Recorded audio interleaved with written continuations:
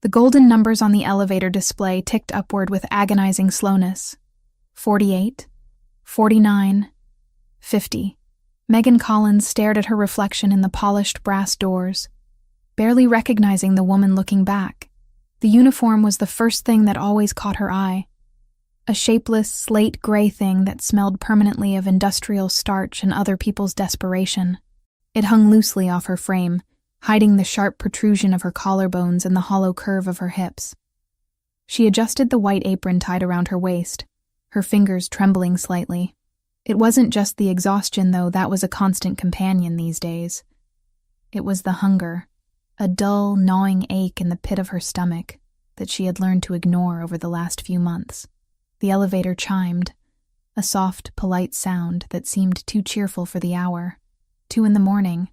The graveyard shift at the Hotel Verciani was usually quiet, a time for cleaning quiet messes and delivering late-night vices to guests who had too much money and not enough peace. Megan gripped the handle of the service trolley, her knuckles turning white. The cart was heavy, laden with a silver bucket of ice that was already starting to sweat, and a bottle of bourbon that cost more than she had earned in the last 3 months combined. She pushed the cart forward, the wheels gliding silently over the thick, plush carpet of the corridor. The 52nd floor was different. The air here was cooler, scented with sandalwood and silence. The sconces on the walls were real crystal, casting fractured patterns of light against the damask wallpaper. Megan kept her head down, counting the room numbers as she passed them. 500. 501. Her destination was at the end of the hall, Suite 502, the presidential suite. The staff downstairs had whispered about the guests staying there. Someone important, someone dangerous, someone who tipped in $100 bills if you were quick and invisible. Megan didn't care about the danger. She just needed the money. Her rent was 2 weeks late, and the landlord had stopped accepting excuses. She stopped in front of the double mahogany doors. Her heart performed a nervous, erratic rhythm against her ribs. She took a deep breath, trying to steady her hands. She couldn't afford to drop the bottle. She couldn't afford to make a mistake. She raised her hand and knocked. 3 sharp raps. "Room service," she called out, her voice raspy. She cleared her throat and waited. Silence stretched out from behind the door. It was a heavy, oppressive silence that made the hair on the back of her neck stand up.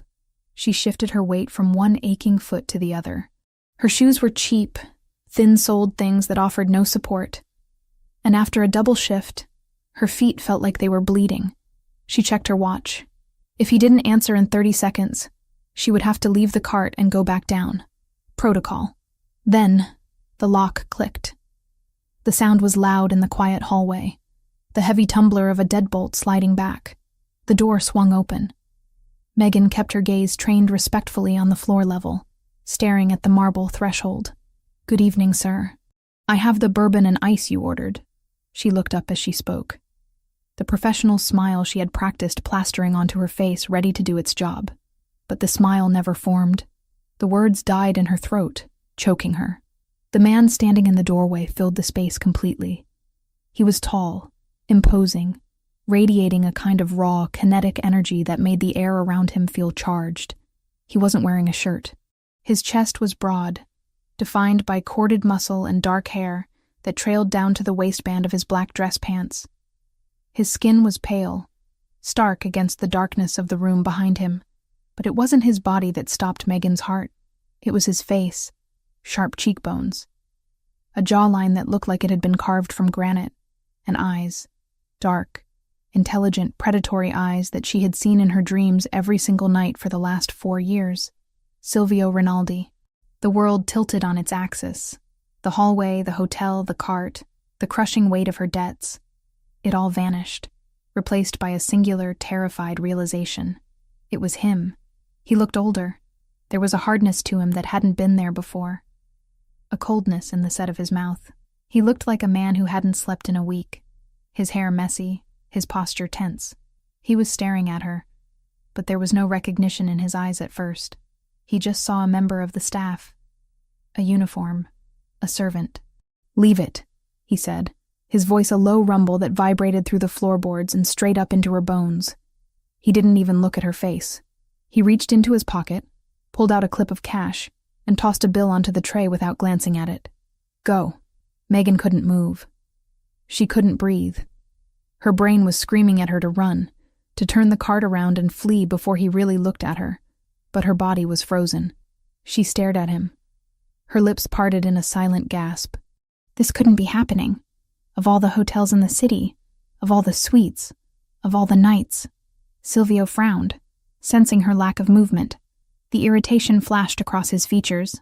He looked up from the tray, his dark eyes snapping to hers, ready to dismiss her incompetence with a cutting remark.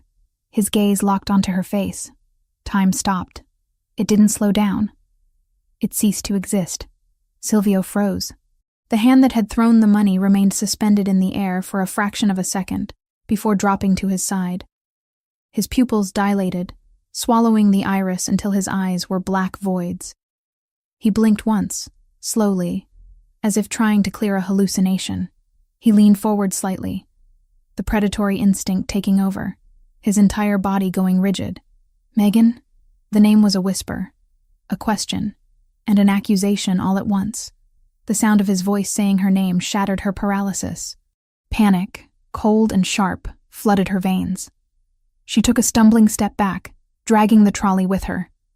The wheels squeaked, a high-pitched sound of distress. No, she whispered, shaking her head. It was a useless denial. She knew it. He knew it. Silvio took a step forward, crossing the threshold into the hallway. The movement was fluid, dangerous. He ignored the cart completely, stepping around it as if it were a toy. He was looking at her with an intensity that burned. He looked at her face, tracing the features he had once memorized. Then his gaze dropped. He looked at the gray uniform. He looked at the coffee stain on the apron. He looked at her hands. Red, chapped, ringless. He looked at the way the dress hung off her skeletal frame. The color drained from his face. The shock that hit him was visible, a physical blow. He looked from her eyes to her uniform and back again, his expression shifting from confusion to a dawning, horrified comprehension. "What are you wearing?" he asked. His voice was no longer a whisper. It was a growl, low and threatening. "Megan, what is this?" "I have to go," Megan choked out. She released the handle of the cart, backing away. "I have to go. Wrong room. I'm sorry." "Wrong room?" Silvio repeated, his voice rising. He didn't sound angry. He sounded incredulous. He sounded like a man watching a nightmare unfold in real time. You're working here? In this hotel?" "Please," she begged, her voice trembling. Tears stung her eyes, hot and humiliating. She didn't want him to see her like this. Not him. Anyone but him. She had spent 4 years hiding, preserving the last shred of her dignity, letting him believe she was fine, that she was happy. And now, he was seeing the truth. He was seeing the wreckage. "Silvio, please, let me go." "Let you go?" He laughed, a short, dark sound that had no humor in it. "You think I'm going to let you walk away? Look at you." He took another step toward her. Megan flinched. It was an instinctive reaction, born of years of living on the edge, of being afraid of everything. Landlords, bill collectors, shadows. But seeing her flinch broke something in Silvio. He stopped dead, his hands curling into fists at his sides. "You're afraid," he murmured, the realization hitting him hard. "You're afraid of me."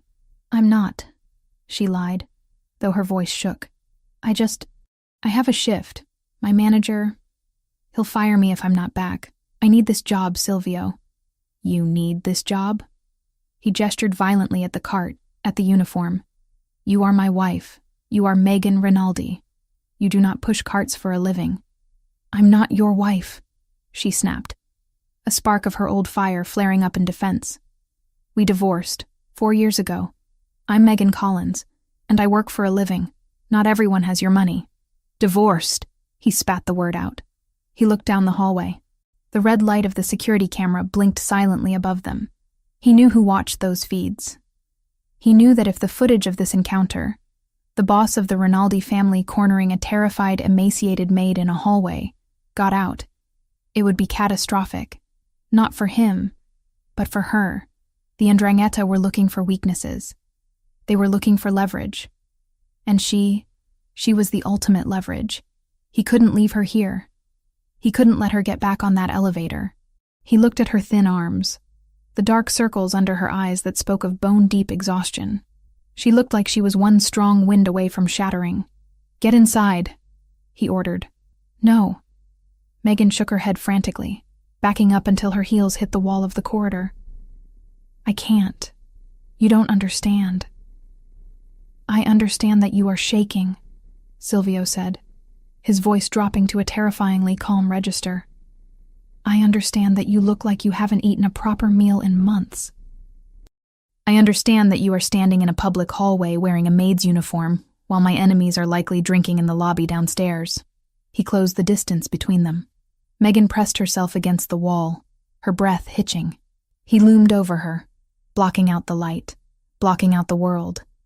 He was so close she could smell him, the scent of rain and expensive whiskey and danger. It was a scent that brought a flood of memories she wasn't strong enough to fight. "Silvio," she whispered, a plea for mercy. "Don't." He cut her off. He reached out. He didn't grab her. He didn't use force. He simply wrapped his hand around her wrist. His fingers were long, warm, and calloused. The contact was electric. It sent a shockwave through Megan's body that made her knees weak. It had been 4 years since he had touched her. 4 years of cold, lonely nights. His grip was firm, an anchor in the storm. He felt the delicate bones of her wrist beneath his fingers, felt the frantic, rabbit-fast pulse beating against his thumb. He looked down at her wrist, his expression twisting with a mixture of rage and pain. "You're so thin," he whispered, almost to himself. "God, Megan, what happened to you?" "Life happened," she said, trying to pull her hand back. He didn't let go. "Let me go, Silvio. Please. I can't be here. If I stay, I can't do this again." "You're not going anywhere," he said. "Not down to the basement. Not to clean toilets. Not to serve drinks to men who aren't fit to breathe the same air as you. It's honest work," she defended, tears finally spilling over. "I'm not ashamed of it. I am," he said brutally. "I am ashamed that I let this happen, that I didn't know." The elevator dinged again down the hall. Someone was coming. Silvio's head snapped up, his eyes narrowed. He wasn't going to let anyone see her, not like this. He shifted his body, shielding her from view, creating a wall between her and the rest of the world. "We are finishing this inside," he stated. "I can't go in there with you," Megan cried softly. "It's against the rules. They'll fire me." "Let them," Silvio snarled. "I'll buy this damn hotel and burn it to the ground if they look at you wrong. Now move." He pulled her. It wasn't a request. It was a physical command. He tugged her away from the wall, guiding her toward the open door of the suite. Megan stumbled, her feet tangling in the oversized hem of her dress. She gripped his forearm to steady herself, her fingers digging into his bare skin. The muscle beneath was hard as iron. She looked at the open door. It looked like a mouth waiting to swallow her whole. She knew that if she crossed that threshold, her life as Megan Collins, the invisible maid, was over. She knew that once Silvio Rinaldi had her behind closed doors, he would never let her return to the shadows. "Silvio, wait." She tried one last time, digging her heels into the carpet. He didn't wait. He didn't stop. He pulled her across the threshold, into the dim, warm sanctuary of the suite. He kicked the door shut behind them with a heavy final thud. The lock engaged automatically. The silence of the room enveloped them instantly. The hallway, the cart, the job. It was all gone. There was only him. There was only the way he was looking at her. Like he had found a lost treasure that had been broken and tarnished, and he was ready to kill anyone who had dared to touch it. Megan stood in the entryway, shivering, trapped. And for the first time in 4 years, terrifyingly, completely safe, the heavy thud of the deadbolt sliding into place echoed through the cavernous suite like a gavel striking a judge's bench. It was a final, irrevocable sound that severed the connection between the silent, carpeted hallway and the high-stakes world Megan had just been dragged back into. She stood frozen just inside the entrance, her back to the door, her hands trembling violently at her sides. The air in the suite was different from the corridor. It was richer, heavier, scented with the expensive leather of Italian furniture and the faint, lingering aroma of Silvio's cologne, a mix of bergamot, tobacco, and something uniquely, terrifyingly him. Silvio didn't move immediately. He stood a few feet away, his chest rising and falling with a controlled, rhythmic intensity that betrayed the storm raging beneath his stoic surface. The dim light of the crystal chandelier cast long, sharp shadows across his face, highlighting the harsh angles of his jaw and the predatory focus in his dark eyes. He wasn't looking at the room. He was looking at her. He was dissecting her. He was taking in the fraying hem of the gray polyester uniform, the way the fabric hung loosely over her hips, the scuffed tips of her cheap black work shoes. "Turn around," he commanded. His voice was low, devoid of the shouting that had echoed in the hallway, but it carried a weight that made disobedience impossible. Megan turned slowly, her movements stiff and jerky. She felt like an intruder in a palace, a stain on a masterpiece. She kept her eyes lowered, unable to meet his gaze. The shame was a physical thing, a hot, suffocating blanket that wrapped around her throat. She had spent 4 years building a wall between herself and this life, telling herself that she was better off poor and free than rich and endangered. But standing here now, shivering from a combination of air conditioning and adrenaline withdrawal, she didn't feel free. She felt broken. "Look at me," Silvio said. She forced her chin up, her hazel eyes locked with his obsidian ones. The intensity of his stare almost made her knees buckle. He wasn't looking at her with disgust, as she had feared. He was looking at her with a profound, terrifying confusion that was slowly hardening into fury.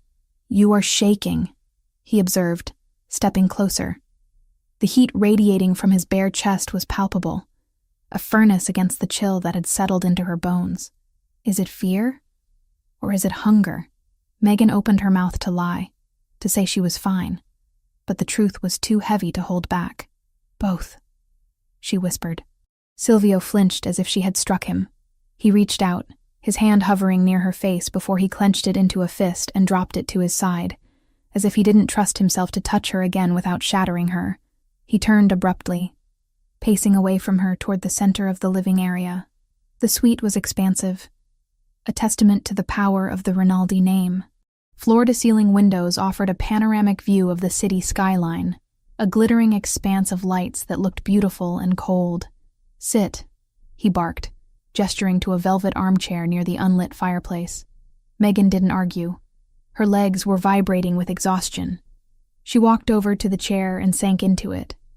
The velvet was soft, impossibly soft, a stark contrast to the hard plastic chairs in the employee break room in the basement. She wrapped her arms around her waist, trying to hold herself together. Silvio stopped pacing and turned to face her.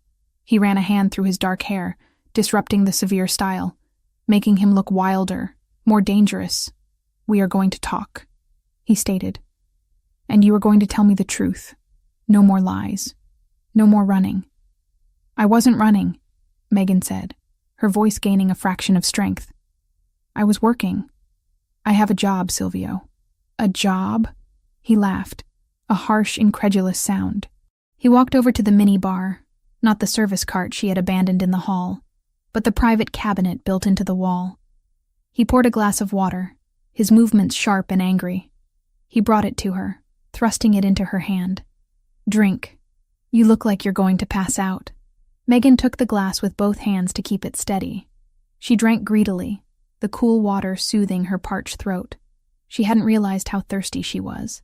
When she lowered the glass, Silvio was still looming over her, his arms crossed over his chest, his biceps flexing with the tension.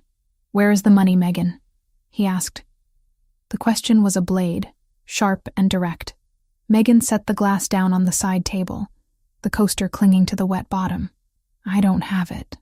Don't lie to me," Silvio growled, leaning down until his face was level with hers.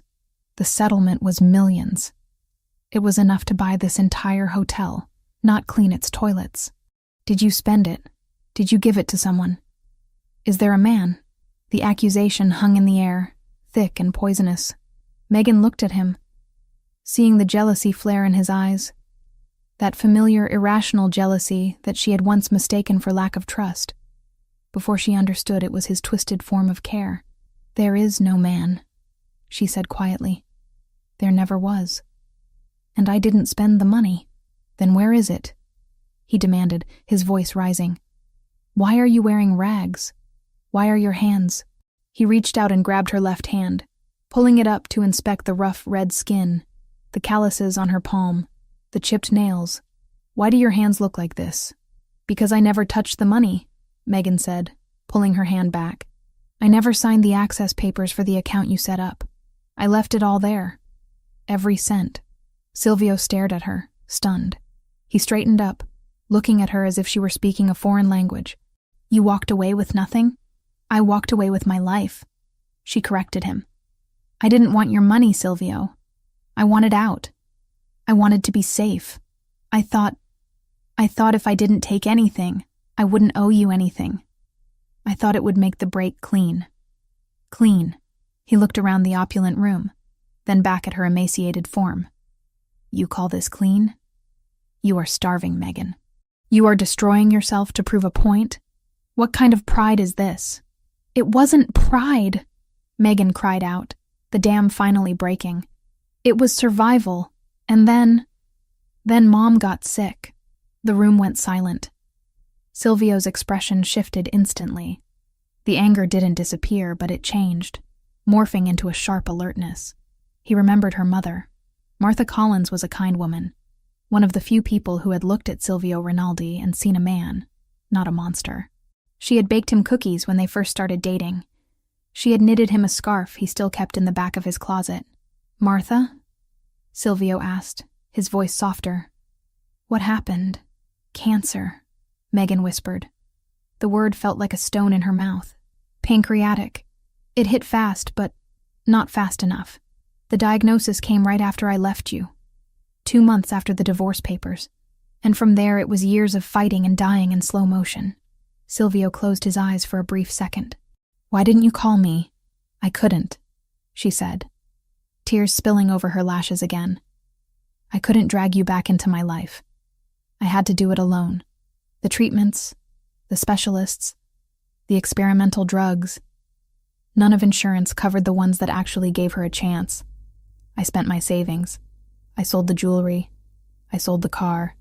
I worked 3 jobs." "And the settlement money?" Silvio asked, though he suspected he knew the answer. "I told you I couldn't touch it," Megan sobbed softly, wiping her face with the back of her hand. "If I used your money, you would have known where I was. You would have come. And I couldn't let you come back. Not then." Silvio stood still, processing the timeline. While he had been tearing apart his office in fits of rage, thinking she was sipping champagne on a beach in the south of France, laughing at him, she had been sitting in hospital waiting rooms, watching her mother fade away, counting pennies for a cafeteria sandwich. The guilt hit him like a physical blow to the gut. It was a nausea that churned in his stomach. "Where is she now?" Silvio asked, though the hollowness in Megan's eyes gave him the answer before she spoke. "Is she at Mount Sinai or Presbyterian? I will have her moved to a private clinic tonight. I will fly in specialists from Zurich." Megan shook her head slowly. The movement was full of a crushing, final defeat. "She's gone, Silvio," she whispered. "She died 3 months ago." Silvio felt the air leave the room. He looked at Megan, really looked at her, and saw the shadow of grief that lay over her like a shroud. He saw the way her shoulders slumped, not just from the weight of the serving tray, but from the weight of the coffin she had likely carried alone. 3 months, he repeated hollowly. "The debts didn't die with her," Megan continued, her voice devoid of emotion now, just stating facts. "The hospital bills are astronomical. I owe more than I can make in a lifetime. That's why I'm here. That's why I take the double shifts. That's why I need this job. I'm just trying to keep the collectors away. I'm just trying to breathe." Silvio turned away from her. He walked to the window and placed his hands against the cold glass, looking out at the city he ruled. He owned half the buildings in this skyline. He moved millions of dollars with a single phone call. And while he played king, His wife, because in his heart she had never stopped being his wife, had been drowning. She had been living a nightmare of slow agony, alone. He clenched his fists so hard against the glass that the knuckles turned white. He hated himself in that moment. He hated his pride. He hated the silence he had allowed to stretch between them. But more than anything, he hated the universe for testing her so brutally. He turned back to her. The look on his face was terrifying in its resolve. The confusion was gone. The hesitation was gone. "You are done," he said.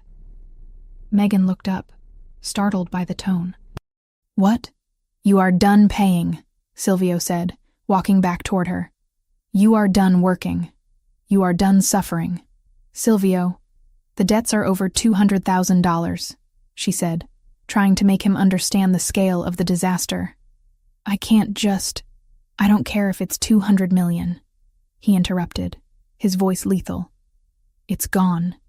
Consider it paid. I will have the hospital administrators fired for harassment. I will burn the collection agencies to the ground if they ever dial your number again. You can't just fix everything with money." Megan argued weakly, though the fight was draining out of her. "Watch me," he challenged. He stopped in front of her. He reached out and touched the collar of her uniform. The gray polyester felt cheap and abrasive under his fingertips. He looked at it with pure, unadulterated hatred. "And this insult. Take it off." Megan froze. Her hands flew to the top button of her dress instinctively. "Silvio, I can't. I don't have anything underneath except—" "I don't care," he said. "You will not wear this rag for 1 second longer. It marks you as a servant. You are not a servant. You are a queen. My queen. I don't have clothes," she whispered, her face flushing crimson. "My locker is downstairs. My jeans. My sweater." "Burn them," Silvio said. "We are not going downstairs." He turned and walked to the mahogany desk where a sleek black landline phone sat. He snatched the receiver up and punched a speed dial number. He didn't look at Megan as he waited for the line to connect. He looked at the wall, his mind racing with logistics, security protocols, and retribution. "Alexander," he said into the phone. The voice on the other end answered on the first ring, sharp and alert despite the hour. "Boss?" Alexander's voice was tinny but clear in the silent room. "I need you at the Versiani. Now," Silvio ordered. "Bring the armored SUV, and bring a stylist. Wake someone up. I don't care who." "A stylist, boss?" Alexander sounded confused. "For a meeting?" "For my wife," Silvio said. There was a pause on the line. A heavy, shocked silence. "Megan, you found her?" "She was here," Silvio said, his voice cracking slightly before hardening again. "She was right under our noses, Alexander. Bring a full wardrobe. Everything. Coats, shoes, dresses. Nothing casual, nothing cheap." He glanced back at Megan, who was still sitting in the chair, looking small and fragile. He assessed her size again, his heart clenching at how much weight she had lost. "Size 0, Silvio said into the phone, the words tasting like ash in his mouth. "Maybe size 2 if the cut is small. She is unwell. Bring food. The chef from the estate. Tell him to prepare something light. Soup, nutrients. And Alexander?" "Yes, boss?" "Bring the security detail. The full team. Level 1 protocol. No one enters or leaves this floor without my permission. If the hotel manager asks questions, buy the hotel. If he resists, remove him." "Understood. 20 minutes. Silvio hung up the phone. The click was softer this time, less like a gunshot and more like a lock snapping shut on a vault. He walked back to Megan. She was looking at him with wide, watery eyes. She looked terrified. But beneath the fear, there was something else. Relief. A profound, overwhelming relief that she tried to hide. She had been carrying the world on her shoulders for so long that she had forgotten what it felt like to put it down. "You can't just take over my life," she whispered, but the protest lacked heat. It was a reflex, a ghost of her old independence. "I already have," Silvio said. He knelt in front of her. It was a gesture of submission that no one in the underworld would ever believe Silvio Rinaldi was capable of. He took her hands in his, covering her rough skin with his warm palms. You tried it your way, Megan. You tried to be noble. You tried to do it alone. And look where it got you. Look at what it did to you. He brought her hands to his lips, kissing the knuckles that were red from scrubbing floors. Let me do this, he murmured against her skin. Let me take care of you. Stop fighting me. Just for tonight. Stop fighting.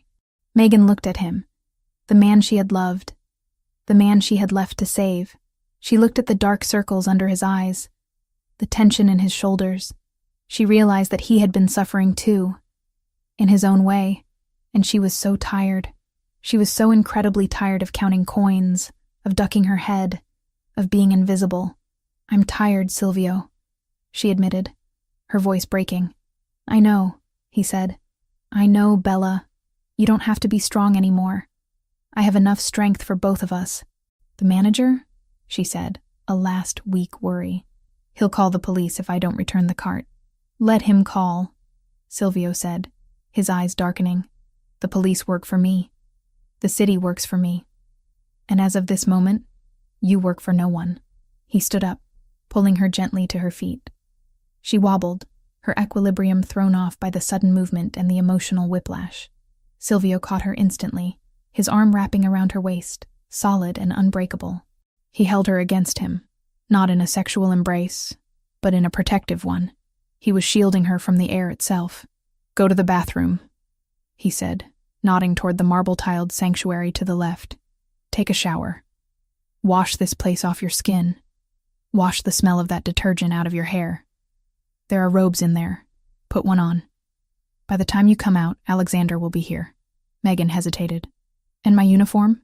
Leave it on the floor, Silvio said, his voice vibrating with disgust. I will have it burned. You will never wear it again. You will never serve another person as long as you live, Megan. That life is dead. You hear me? It is dead. Megan looked at the door to the bathroom, then back at the door to the hallway. She knew that walking into that bathroom was a surrender. It was accepting that she was no longer Megan Collins, the struggling maid. She was returning to the cage. But looking at Silvio, seeing the raw pain and fierce determination in his eyes, she realized it wasn't a cage. It was a fortress, and right now, with the wolves of poverty and grief nipping at her heels, a fortress was exactly what she needed. Okay, she whispered. She stepped away from him, her hand lingering on his arm for a fraction of a second before she turned. She walked toward the bathroom, her footsteps silent on the thick carpet. She felt Silvio watching her every step, standing guard, a sentinel who would burn the world down before he let her fall again. She opened the door to the bathroom and stepped inside. The lights were bright, reflecting off white marble and gold fixtures. She caught sight of herself in the massive mirror, the gray dress, the stained apron, the hollow cheeks. She reached up and unpinned the name tag. Megan, housekeeping. She unclasped the pin and let the plastic tag fall. It hit the marble floor with a sharp clatter. Silvio heard the sound from the other room. He stood in the center of the suite, listening to the water turn on. He closed his eyes and exhaled a breath. He felt like he had been holding for 4 years. She was here. She was safe. But then his eyes snapped open, and they were cold, hard flint. She was safe, yes, but someone had made her suffer. Someone had threatened her 4 years ago. Someone had sent those photos. Someone had forced her to leave him, and in doing so, had condemned her to poverty and condemned her mother to a lonely death. Silvio walked over to the window and looked out at the city again. The relief was being replaced by a cold, calculating rage. He would find out who did it. He would find out who had stolen 4 years of their lives. And when he did, he wouldn't just kill them. He would make them wish they had died in the womb. Alexander, he whispered to the empty room. Bring the guns too. He turned back to the bathroom door, waiting. The shower was running. The nightmare of the hallway was over. The war for the future had just begun. The armored SUV hummed with a low, vibrating power as it cut through the city streets. A mobile fortress designed to repel bullets, bombs, and the outside world. Inside, the silence was absolute. save for the rhythmic thrum of the tires against the asphalt. Megan sat in the back seat, her body rigid, wrapped in a cashmere coat that Alexander had brought, a coat that cost more than the total earnings of her last 3 years. It was soft, impossibly warm, and smelled faintly of the cedar closet in the Rinaldi estate, a scent that triggered a cascade of memories she wasn't ready to face. Silvio sat beside her. He didn't touch her, but his presence was a physical weight, a gravitational pull that she had to actively resist. He was on his phone, typing furiously, his thumb moving across the screen with lethal precision. He wasn't just sending texts, he was moving armies. He was dismantling the life she had built, the hotel job, the manager, the anonymity, and erasing it from existence. Every few seconds he would glance at her, his dark eyes scanning her profile, checking to see if she was still there, as if he expected her to dissolve into mist. "Alexander," Silvio said, his voice breaking the silence. "ETA. 3 minutes, boss," Alexander replied from the driver's seat. His eyes met Megan's in the rearview mirror. There was no judgment in them, only a profound, stunned relief. Alexander had been Silvio's shadow for a decade. He knew exactly what the loss of Megan had done to the man sitting in the back seat. "The team is ready." Megan swallowed hard, her throat dry. "Silvio," she whispered, "what are you going to tell them?" Silvio stopped typing. He turned to her, the blue light of the phone screen illuminating the harsh planes of his face. "Tell who?" "The staff. The guards," she said, pulling the coat tighter around herself. "They know I left. They think I abandoned you. They'll hate me. They work for me," Silvio said, his tone leaving no room for argument. "Their opinions are irrelevant, and they don't hate you. They mourned you." "I'm not dead," she murmured. "You were to this house," he countered. "For 4 years, this family has been a ghost ship. You were the only thing that made it a home. Without you, it was just a headquarters for war." The car slowed, turning off the main road onto the winding private drive that led to the Rinaldi estate. The iron gates, massive and imposing, began to swing open before the vehicle even came to a halt. Megan watched the familiar landscape pass by the tinted windows, the manicured hedges, the stone fountains, the long line of oak trees that lined the driveway. It was exactly as she remembered it, frozen in time, a pristine monument to a life she had been forced to incinerate. As the SUV pulled up to the main entrance, the reality of what was happening crashed down on her. She wasn't just visiting, she was returning. And she was terrified that the threat, the one that had driven her away, was waiting for her inside those walls. Alexander parked the car and killed the engine. Before Megan could reach for the door handle, Silvio was already outside. He opened her door, offering his hand. The gesture was courtly, old-fashioned, and completely at odds with the violence she knew he was capable of. She looked at his hand. Large, scarred on the knuckles, steady as a rock. She placed her trembling fingers in his palm. He pulled her out, but he didn't let go. He tucked her hand into the crook of his arm, anchoring her to him. Steps clicked against the stone pavement. The front doors of the mansion opened, and the household staff spilled out, lining up with military precision. There was Mrs. Rossi, the housekeeper, looking older, her face lined with new wrinkles. There was Marco, the head of the perimeter security. There were faces she knew, and faces she didn't. Megan braced herself for the glares, for the whispers of gold digger or traitor. She kept her chin down, staring at the gravel. "Welcome home, Mrs. Rinaldi." Mrs. Rossi's voice wavered. Megan's head snapped up. The older woman was crying, not polite, hidden tears, but open weeping. Mrs. Rossi stepped forward, breaking the line of protocol, and looked at Silvio for permission. He gave a curt nod. Mrs. Rossi reached out and grasped Megan's free hand, squeezing it tightly. "We thought..." "Mrs..." Rossi choked out. "We didn't know if we would ever see you again. You look so thin, cara mia. So thin." "I'm okay, Mrs. Rossi," Megan whispered, fighting the burn in her own eyes. "I'm okay now. Prepare the master suite," Silvio ordered, his voice cutting through the emotional reunion. And have chef prepare a light meal, soup, something easy to digest. Bring it to the room. The master suite, sir? Marco asked, his eyes darting between Silvio and Megan. Not the guest wing? Did I stutter? Silvio's gaze was lethal. She is my wife. She sleeps in my bed. If anyone has a problem with that, they can leave their badge at the gate and walk home. No, sir. Understood, Marco said quickly, signaling the team to stand down and secure the perimeter. Silvio guided her inside. The foyer was vast, with a double staircase that curved up to the second floor like the ribs of a giant beast. The crystal chandelier overhead cast a prism of light on the marble floor. It was cold. That was the first thing Megan noticed.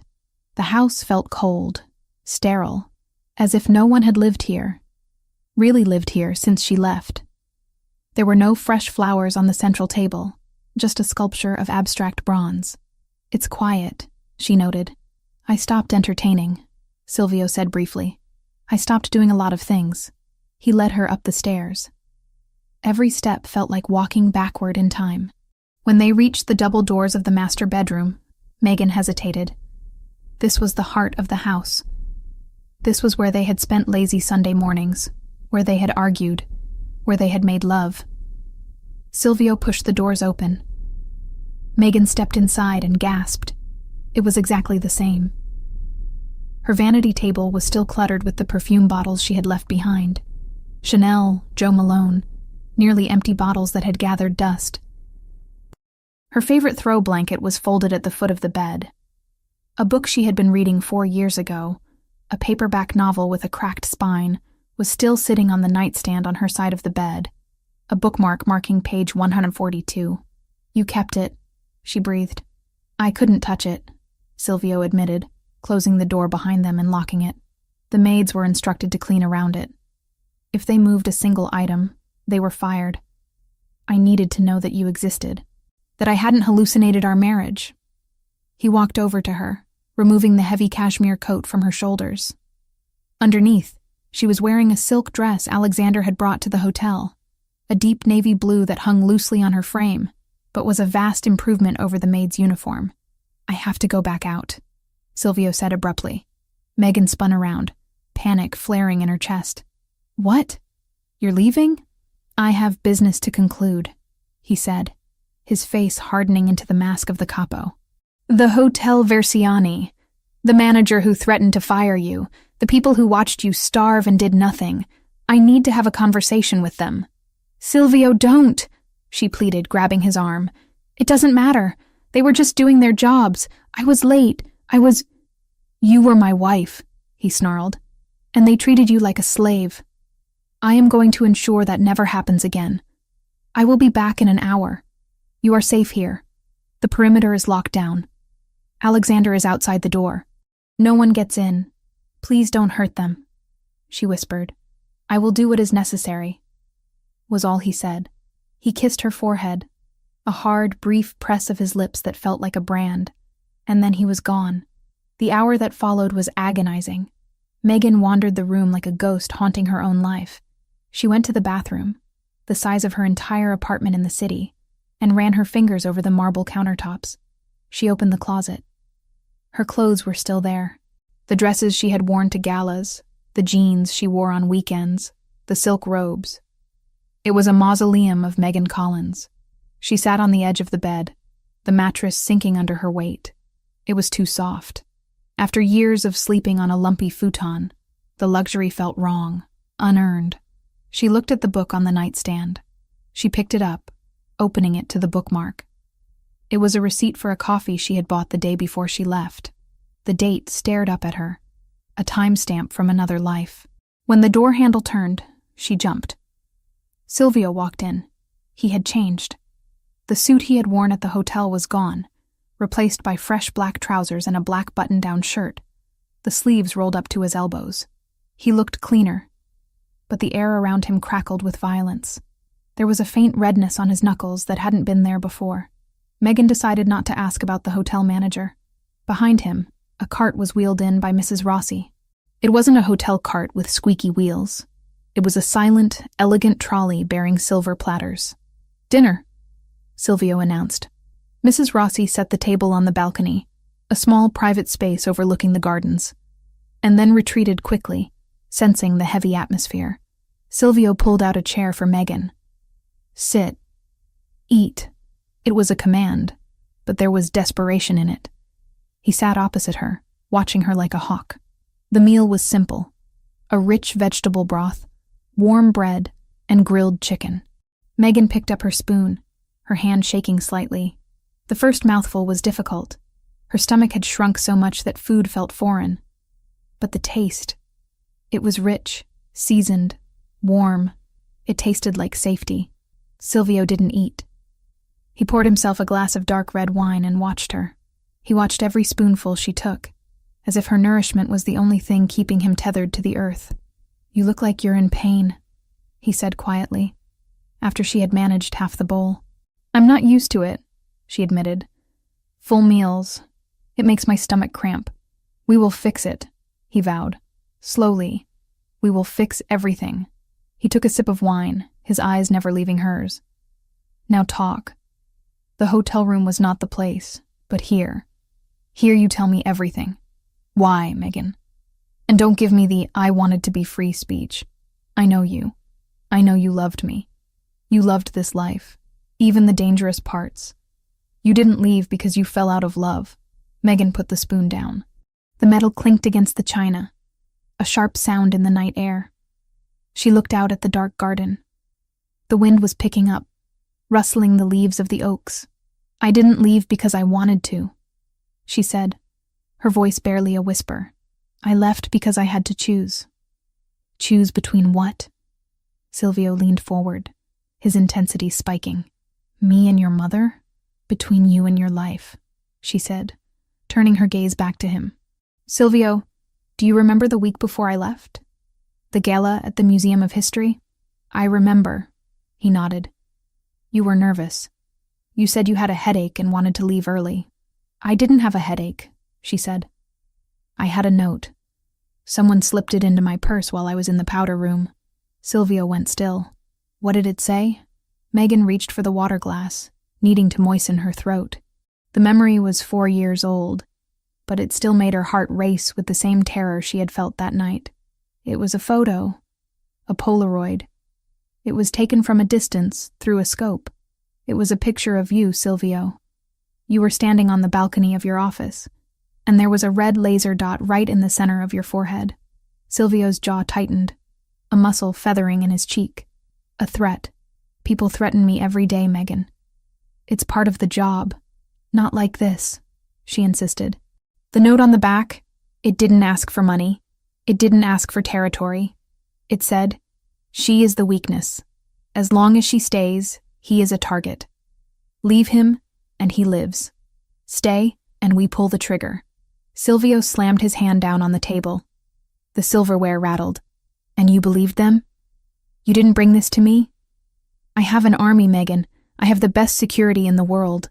You can't stop a bullet you don't see," she cried out, her voice rising to match his. "They knew everything, Silvio. They knew my schedule. They knew about my mother's diagnosis before I even told you. The next day, after the gala, I found a burner phone in my car. They called me. They described what you were wearing at that exact moment. They said they had a shooter in position. They gave me 24 hours to file for divorce and disappear." "Who?" Silvio demanded, his voice dropping to a terrifying growl. "Who called you?" "I don't know." She wept. "They used a voice changer, but they knew things. Internal things. They knew about the security blind spots in the garden. They knew the codes to the gate. That's why I couldn't tell you. It was someone close. Someone inside. If I told you, and you started asking questions, they would know I talked. And they would have killed you." Silvio sat back, the air rushing out of his lungs. He looked at her, really seeing the past 4 years in a new light. She hadn't abandoned him. She had saved him. She had sacrificed her happiness, her financial security, her time with her dying mother, all to ensure that he kept breathing. She had walked into poverty to shield him from a bullet. "You protected me," he whispered, the realization shattering his anger. "You stupid, brave, reckless woman. You protected me. I couldn't live in a world without you in it, Megan said, tears streaming down her face. Even if I couldn't be with you, knowing you were alive, that was enough. It had to be enough. Silvio stood up. The chair scraped loudly against the stone floor. He walked around the table and pulled her up from her seat. He didn't handle her gently this time. He pulled her against him with a desperation that bordered on violence. He buried his face in her neck, inhaling her scent, his arms wrapping around her so tightly she could barely breathe. I hated you, he confessed into her hair, his voice thick with emotion. For 4 years I hated you. I thought you were bored. I thought you found someone better. I tore this city apart looking for a reason, and when I couldn't find one, I decided you were just cruel. I'm sorry, she sobbed, clutching the back of his shirt. I'm so sorry. No, he pulled back, framing her face with his hands. His thumbs wiped away the tears, his touch frantic. Do not apologize. You saved my life, but you paid too high a price. Look at you. You starved for me. I'm okay, she tried to say, but he shook his head. You are not okay, but you will be. He swore. Listen to me, Megan. Whoever did this, whoever sent that photo, whoever made that call, they made a mistake. They let you live. He leaned his forehead against hers, their breaths mingling. They wanted to remove my weakness. Silvio hissed, his eyes burning with a cold blue fire. But they didn't understand. You aren't my weakness. You are my reason. And now that you are back, I am going to find them. I am going to find the person who kept us apart. And I am going to dismantle them piece by piece. Silvio, be careful, she whispered, fear spiking again. If they know I'm back, let them know, he said. Let them come. 4 years ago, I was complacent. I was happy.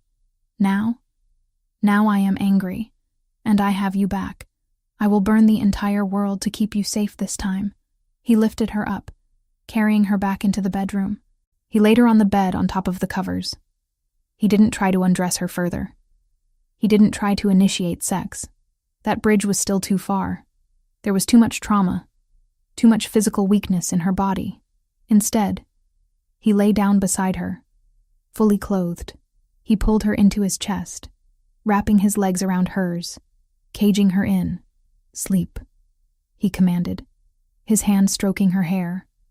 A rhythmic, soothing motion. I am not leaving this room. I am not closing my eyes. Watch me. I will be here when you wake up. Megan rested her head on his shoulder. The steady thud of his heart was the only sound in the room. The fear was still there, a cold shadow in the corner of her mind. But for the first time in years, she wasn't facing it alone. She closed her eyes, and the darkness didn't feel so empty. Silvio watched her breathing even out as she drifted into exhaustion. He stared at the ceiling, his mind working through the list of suspects. Internal codes, blind spots. It was someone close, someone he trusted. He thought of Nicholas, his accountant, the man who had handled the divorce papers with such efficiency. He thought of the Ndrangheta truce that had been so convenient. His arm tightened around Megan. She had saved him from a bullet, but she had walked into a crossfire to do it. Now, he would be the shield, and God help the person who had put those tears in her eyes. The burgundy silk pooled around Megan's feet like a spilled glass of vintage wine, rich and dark against the cream-colored carpet of the master suite. She stood before the floor-length mirror, her breath catching in her throat as she smoothed the fabric over her hips. The dress was a masterpiece of construction, designed to conceal how much weight she had lost, while highlighting the elegance of her frame. It had long sleeves that hid her thin arms, a high neck that spoke of modesty, and a back that plunged dangerously low, exposing the pale curve of her spine. It was the color of blood, of power, of the very thing Silvio ruled. Mrs. Rossi stood behind her, her hands fluttering nervously as she adjusted the hem. "It fits perfectly, Signora," the housekeeper whispered, though her eyes were sad as they traced the sharpness of Megan's shoulder blades. "You look regal." Megan stared at her reflection. She didn't see a queen. She saw a fraud. She saw the woman who, just 72 hours ago, had been scrubbing grout in a hotel bathroom for minimum wage. The makeup artist had done a miraculous job concealing the dark circles under her eyes, and the hairdresser had swept her brunette locks into an intricate chignon that added height and sophistication.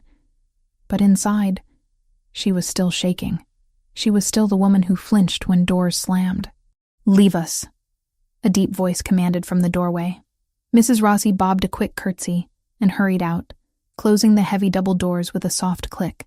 Megan watched in the mirror as Silvio walked into the frame. He was breathtaking.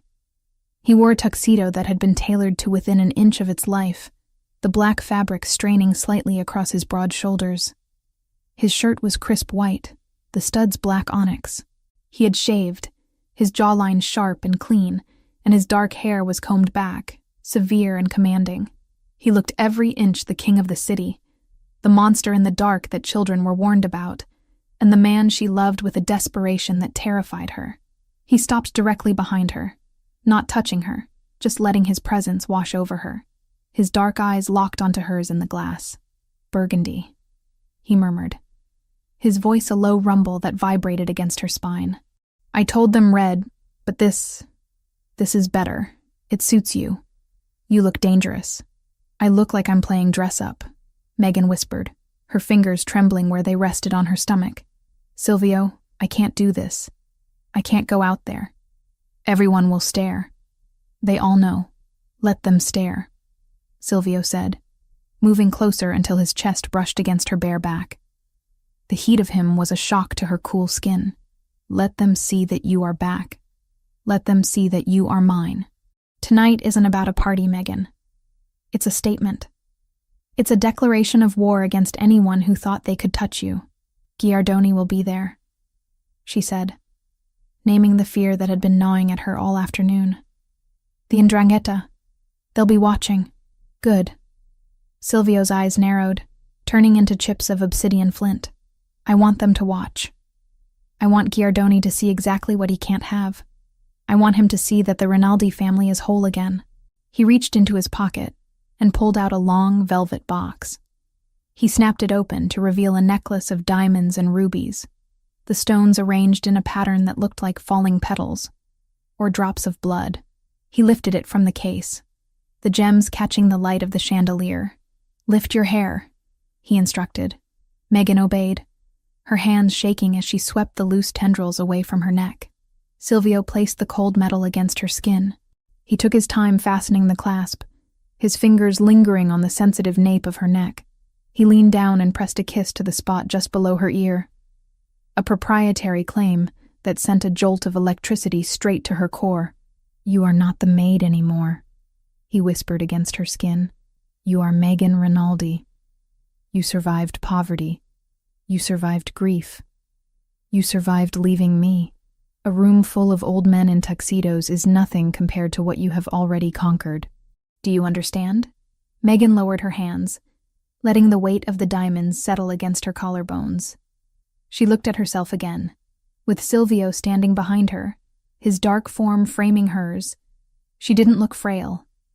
She looked protected. She looked part of a unit that could burn the world down. "I understand," she lied, forcing strength into her voice. "Good." Silvio stepped back, offering his arm. "Then let's go show them what they're up against." The drive to the gala was silent, the armored SUV cutting through the rainy streets like a shark through dark water. Alexander drove with his usual stoic precision, his eyes constantly scanning the mirrors. Beside her, Silvio held her hand, his thumb tracing the knuckles he had kissed the night she returned.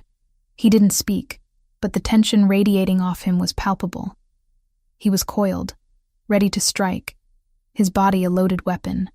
The gala was being held at the Metropolitan Museum of Art, a venue that screamed old money and legitimate power, a mask the underworld loved to wear. As the car pulled up to the red carpet, the flashbulbs of the paparazzi erupted like a strobing lightning storm. "Stay close to me," Silvio murmured as the door opened. "Don't look down. Look through them." Megan stepped out into the chaos. The cold air bit at her skin, but she barely felt it. She was instantly blinded by the lights, deafened by the shouts of photographers. But then Silvio was there, a solid wall of black wool and heat, He placed a hand on the small of her back, not guiding her, but anchoring her. They moved together, a single entity. They ascended the massive stone steps. As they reached the top and entered the great hall, the noise of the outside world was cut off, replaced by the murmur of a string quartet and the low hum of hundreds of conversations. And then, silence. It started at the entrance and rippled outward like a wave. Heads turned. Drinks paused halfway to mouths. The conversations died out until the massive hall was filled with a thick, suffocating quiet. Every eye was on them. Megan felt the urge to shrink, to fold in on herself and disappear as she had done for 4 years. But Silvio's hand on her back tightened imperceptibly, a silent command. Stand tall. She lifted her chin. She let her gaze sweep over the room, the women in their pastel gowns, the men in their identical suits, the predators and the prey. She saw the shock on their faces. They had heard rumors, of course. Whispers that the Rinaldi wife had returned, that she had been found destitute. They were looking for bruises, for signs of weakness, for the cracks in the porcelain. Silvio walked her into the center of the room. He nodded to a few allies, men who bowed their heads in deep respect. But he didn't stop until they were at the heart of the gathering. It was a power move. He was placing her in the center of the board. Champagne? A waiter appeared, his hand trembling slightly as he offered a tray. Silvio took 2 flutes. He handed one to Megan. Sip it, he advised quietly. Don't drink it. You need your wits. Well, a voice grated from behind them, oily and thick with a heavy Calabrian accent. I heard the dead had risen, but I didn't expect the corpse to look so polished. Megan froze. She knew that voice. She turned slowly, Silvio turning with her, his body shifting to shield her partially. Standing there was Franco Giardoni, the head of the 'Ndrangheta faction in the city. He was a short, thick-set man with a face that looked like it had been punched one too many times, and a suit that was too shiny to be tasteful. He was holding a scotch, his eyes raking over Megan with a mixture of lust and contempt. Giardoni, Silvio said, his voice flat. I see they let anyone in these days. I thought this event had a dress code. Giardoni laughed, a wet, wheezing sound. Always with the jokes, Rinaldi, but I wasn't talking to you. I was talking to the little lady. He took a step closer, ignoring the lethal warning in Silvio's stance. Megan. It is Megan, right? Or do you go by a different name now?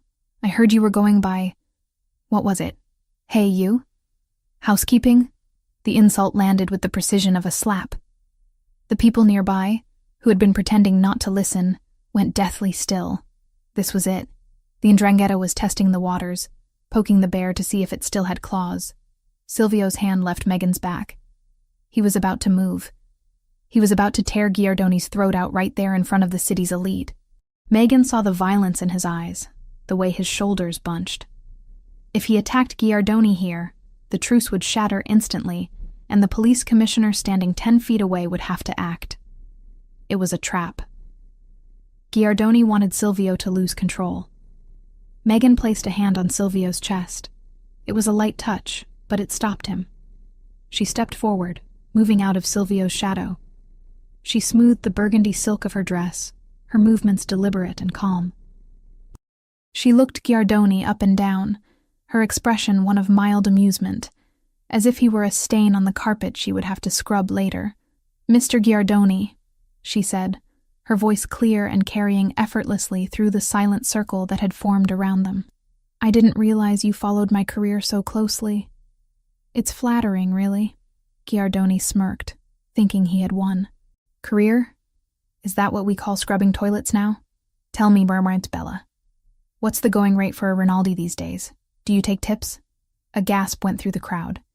Silvio flinched, his breath hissing through his teeth, but Megan held her ground. She didn't blink. She didn't look away. She smiled, and it was a smile she had learned from Silvio. Cold, sharp, and terrifying. I learned a lot pushing a cart, Franco, she said, using his first name with deliberate disrespect. I learned that dirt is honest. It doesn't pretend to be anything else. But you... She took a sip of her champagne, eyeing him over the rim of the glass. You stand here in a tuxedo that costs $5,000, drinking scotch you can't pronounce, pretending you belong in a museum. But we both know the truth. She took a step closer to him, invading his personal space, forcing him to look up at her because of her heels. Some people clean the trash, Megan whispered, loud enough for the inner circle to hear. And some people are the trash. No amount of money will ever scrub the stench off you, Franco. You smell like a desperate second best. Giardoni's face turned a mottled purple. The smirk vanished, replaced by pure, unadulterated rage. He opened his mouth to retort, to shout, to do something, but the damage was done. A ripple of laughter started somewhere in the crowd, a nervous, shocked titter that quickly spread. Megan hadn't just insulted him. She had dismissed him. She had treated him like a rude guest in her home. Silvio stepped up beside her again. He wasn't angry anymore. He was beaming. It was a dark, dangerous pride that radiated off him like heat from a sun. He wrapped his arm around her waist, pulling her flush against him. I think you're done here, Giardoni, Silvio said softly. Unless you want to ask my wife for cleaning tips. I hear she's excellent at disposing of garbage. Giardoni glared at them, his hands shaking with the effort not to draw the gun he undoubtedly had tucked under his jacket. He looked around the room and saw that he had lost. The crowd was with the Rinaldis. The narrative had shifted. Megan wasn't the fallen victim. She was the survivor who had just publicly castrated a mob boss with a few words. Watch your back, Rinaldi, Giardoni hissed, turning on his heel. The streets are slippery tonight. We'll be careful, Silvio called after him. As Giardoni disappeared into the crowd, Silvio turned to Megan. He looked at her with an intensity that made her breath hitch. I thought I was going to have to kill him, Silvio murmured, leaning down to brush his lips against her temple. But you did something much worse. You made him small. I was terrified, Megan admitted, her legs starting to tremble now that the adrenaline was fading. I thought I was going to throw up. You were magnificent, Silvio said. You are a Rinaldi, through and through. I want to leave, she whispered. Please, Silvio, take me home. I can't do this anymore. The adrenaline is wearing off and I feel weak. Silvio nodded immediately. He signaled to Alexander, who was waiting by a pillar near the exit. We're leaving. Now. They moved toward the exit, cutting through the crowd. People moved out of their way, their gazes now filled with a new kind of respect, or perhaps fear. Megan didn't care. She just wanted the safety of the car. She wanted to take off the dress and the diamonds and curl up in the bed that smelled like Silvio. They stepped out into the cool night air. The rain had stopped, leaving the pavement slick and black. The valet brought the armored SUV around. Alexander opened the back door, scanning the street. Clear, Alexander said. Silvio helped Megan inside. He climbed in after her, the heavy door thudding shut, sealing them in the quiet luxury of the leather interior. You did well, Silvio said, reaching for her hand. Better than well. He hated me, Megan said, leaning her head back against the seat. Giardoni. He looked at me like he wanted me dead. He wants us all dead, Silvio said dismissively. He's a relic. We will deal with him. The car pulled away from the curb, merging into the late-night traffic. Megan closed her eyes, letting the motion of the car soothe her. She felt Silvio's thumb rubbing circles on the back of her hand. For the first time in hours, she allowed herself to relax. They turned onto a quieter street, a shortcut that led toward the highway back to the estate. It was a route they rarely took, chosen by Alexander to avoid the paparazzi traffic. The explosion didn't sound like a bang. It felt like a punch. The world went white. The SUV shuddered violently, lifting off the ground for a terrifying second before slamming back down onto its suspension. The sound of screeching metal tore through the air. Megan was thrown sideways, her head slamming against the padded leather of the door. Get down, Silvio roared. He was on top of her instantly, his heavy body covering hers, pinning her to the seat. Another impact hit the side of the car. Bullets. The rhythmic, terrifying thwack, thwack, thwack of automatic fire hammering against the reinforced glass. The window beside Megan's head spiderwebbed into a million opaque fractures but held. "Alexander!" Silvio shouted. "Tires are blown!" Alexander yelled back, his voice strained as he fought the steering wheel. The car was fishtailing wildly, the rims grinding sparks against the asphalt. "They hit the front axle. We're sitting ducks."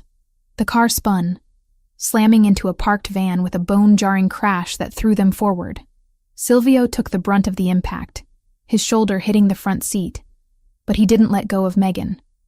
He kept her head tucked into his chest, shielding her with his own flesh and bone. "Are you hit?"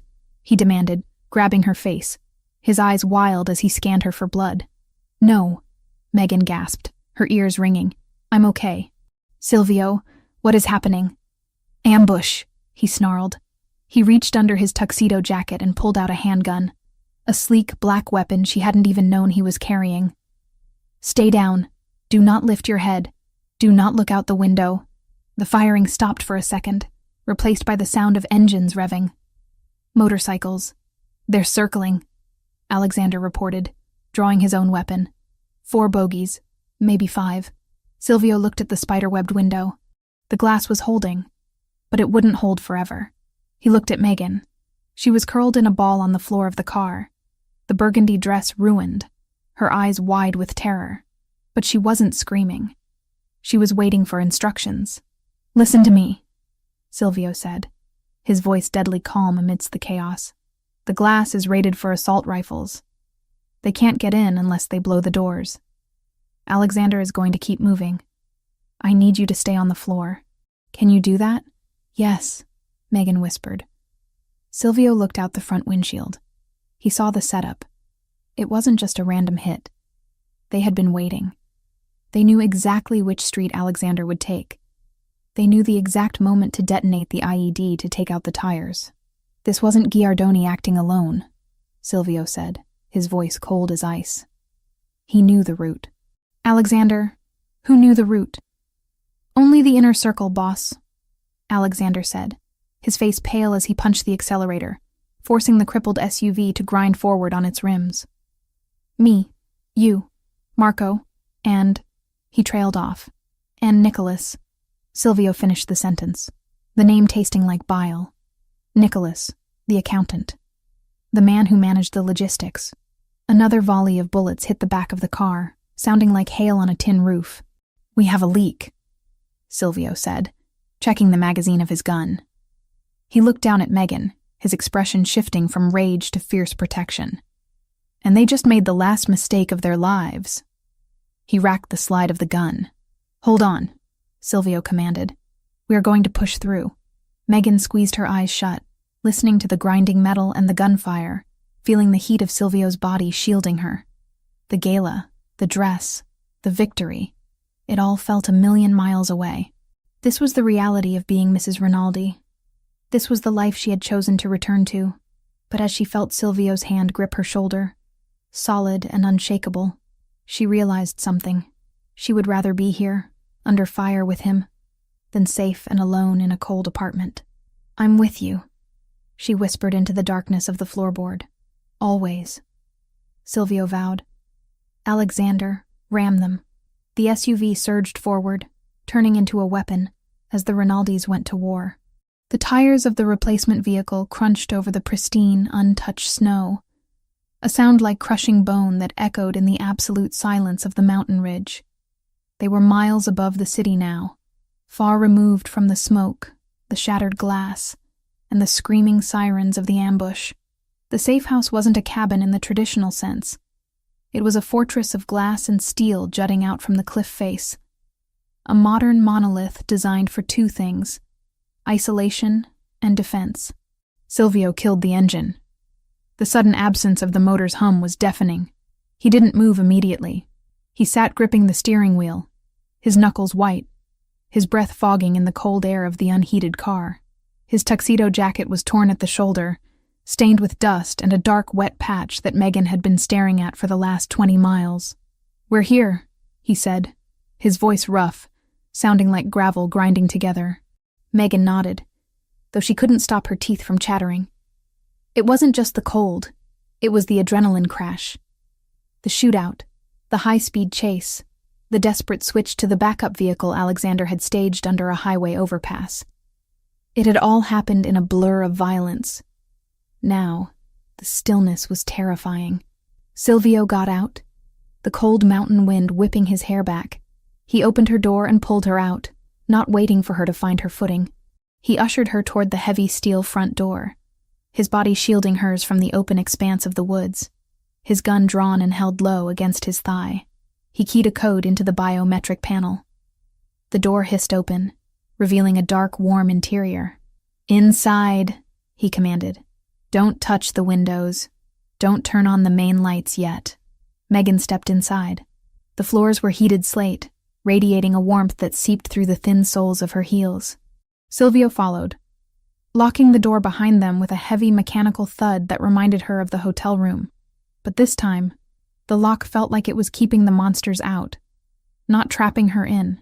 He moved through the house with lethal efficiency, checking corners, arming the perimeter sensors, his movements sharp and agitated. Megan stood in the center of the living room, hugging her arms around her chest. The ruined burgundy dress was torn at the hem, and she was missing an earring. She felt like a doll that had been dragged through a war zone. "Silvio," she whispered. He didn't hear her, or he chose not to. He was staring at a tablet mounted on the wall, watching the green lights of the security grid come online. "Silvio," she said louder, her voice cracking. He spun around, his gun half raised before he recognized her and lowered it. His eyes were wild, dilated with the residual combat high. "What? Are you hurt? Did a piece of glass hit you?" "No," she said, taking a step toward him. "But you are." She pointed to his side.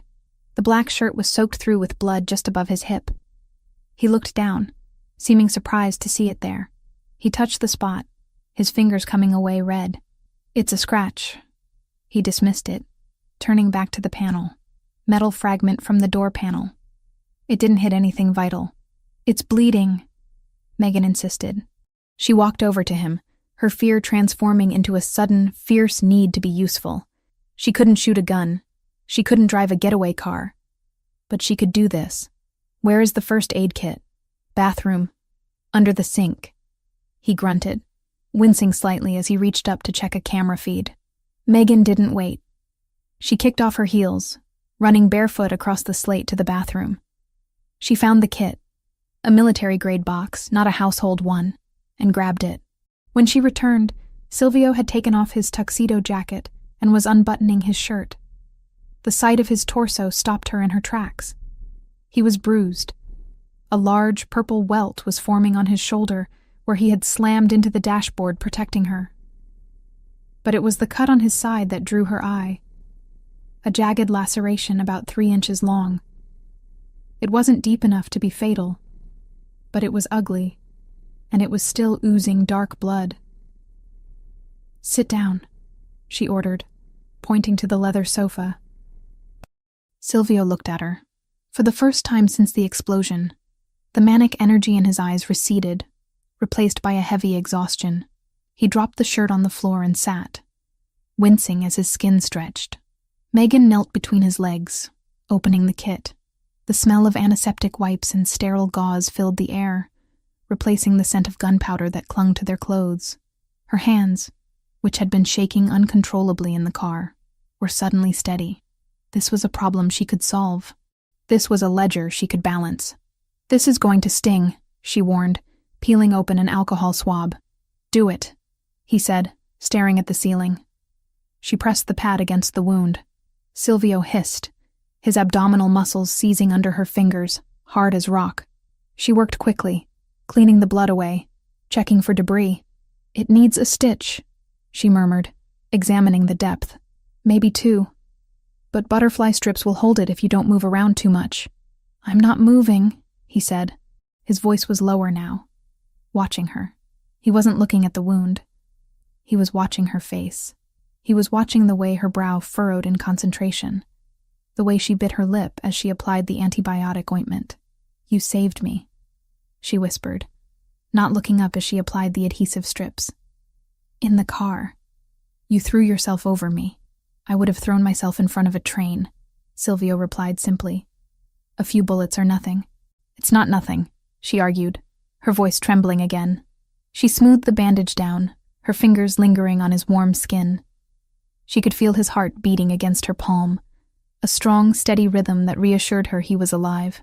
You could have died, Silvio, if that glass hadn't held. But I didn't, he said. He reached out and caught her hand, stopping her ministrations. And neither did you. He pulled her hand up to his chest, pressing it over his heart. His skin was burning hot. The contact broke the clinical atmosphere instantly. Suddenly, the room felt very small, and the air very thin. Why? She asked, the question that had been haunting her since the hotel hallway finally bubbling to the surface. Why did you come for me? After 4 years? After you thought I just left? Silvio looked at her, his dark eyes searching hers. Because you are mine. We're divorced, she whispered, though the words felt hollow even as she said them. I signed the papers. I sent them to Nicholas. I saw the decree. Silvio let out a short, bitter laugh. He released her hand and leaned back against the sofa, closing his eyes for a moment. You saw a piece of paper, Megan. You saw what I wanted you to see. Megan froze. What do you mean? He opened his eyes. They were clear, unyielding. I never signed them. The silence in the cabin was absolute. The wind howled outside, scratching against the glass. But inside, the world had stopped. What? She breathed. I never signed the divorce papers, Silvio repeated, his voice firm. Nicholas brought them to me every week for the first year. He told me it was financial suicide to stay married to a woman who had vanished. He told me I needed to protect the assets. I threw him out of my office every single time. But the decree, Megan stammered. I received a copy in the mail. It had the judge's seal. A forgery, Silvio admitted without a shred of remorse. I had Nicholas send it to the P.O. box you used for the lawyer. I knew you wouldn't come back if you thought you were still tied to me. I knew you wanted to be free. So I let you believe you were. Megan stared at him, her mind reeling. So we are married, Silvio finished. Legally, spiritually, in every way that matters. There has not been a single second in the last 4 years where you were not Megan Rinaldi. He sat up, ignoring the pain in his side, and leaned toward her.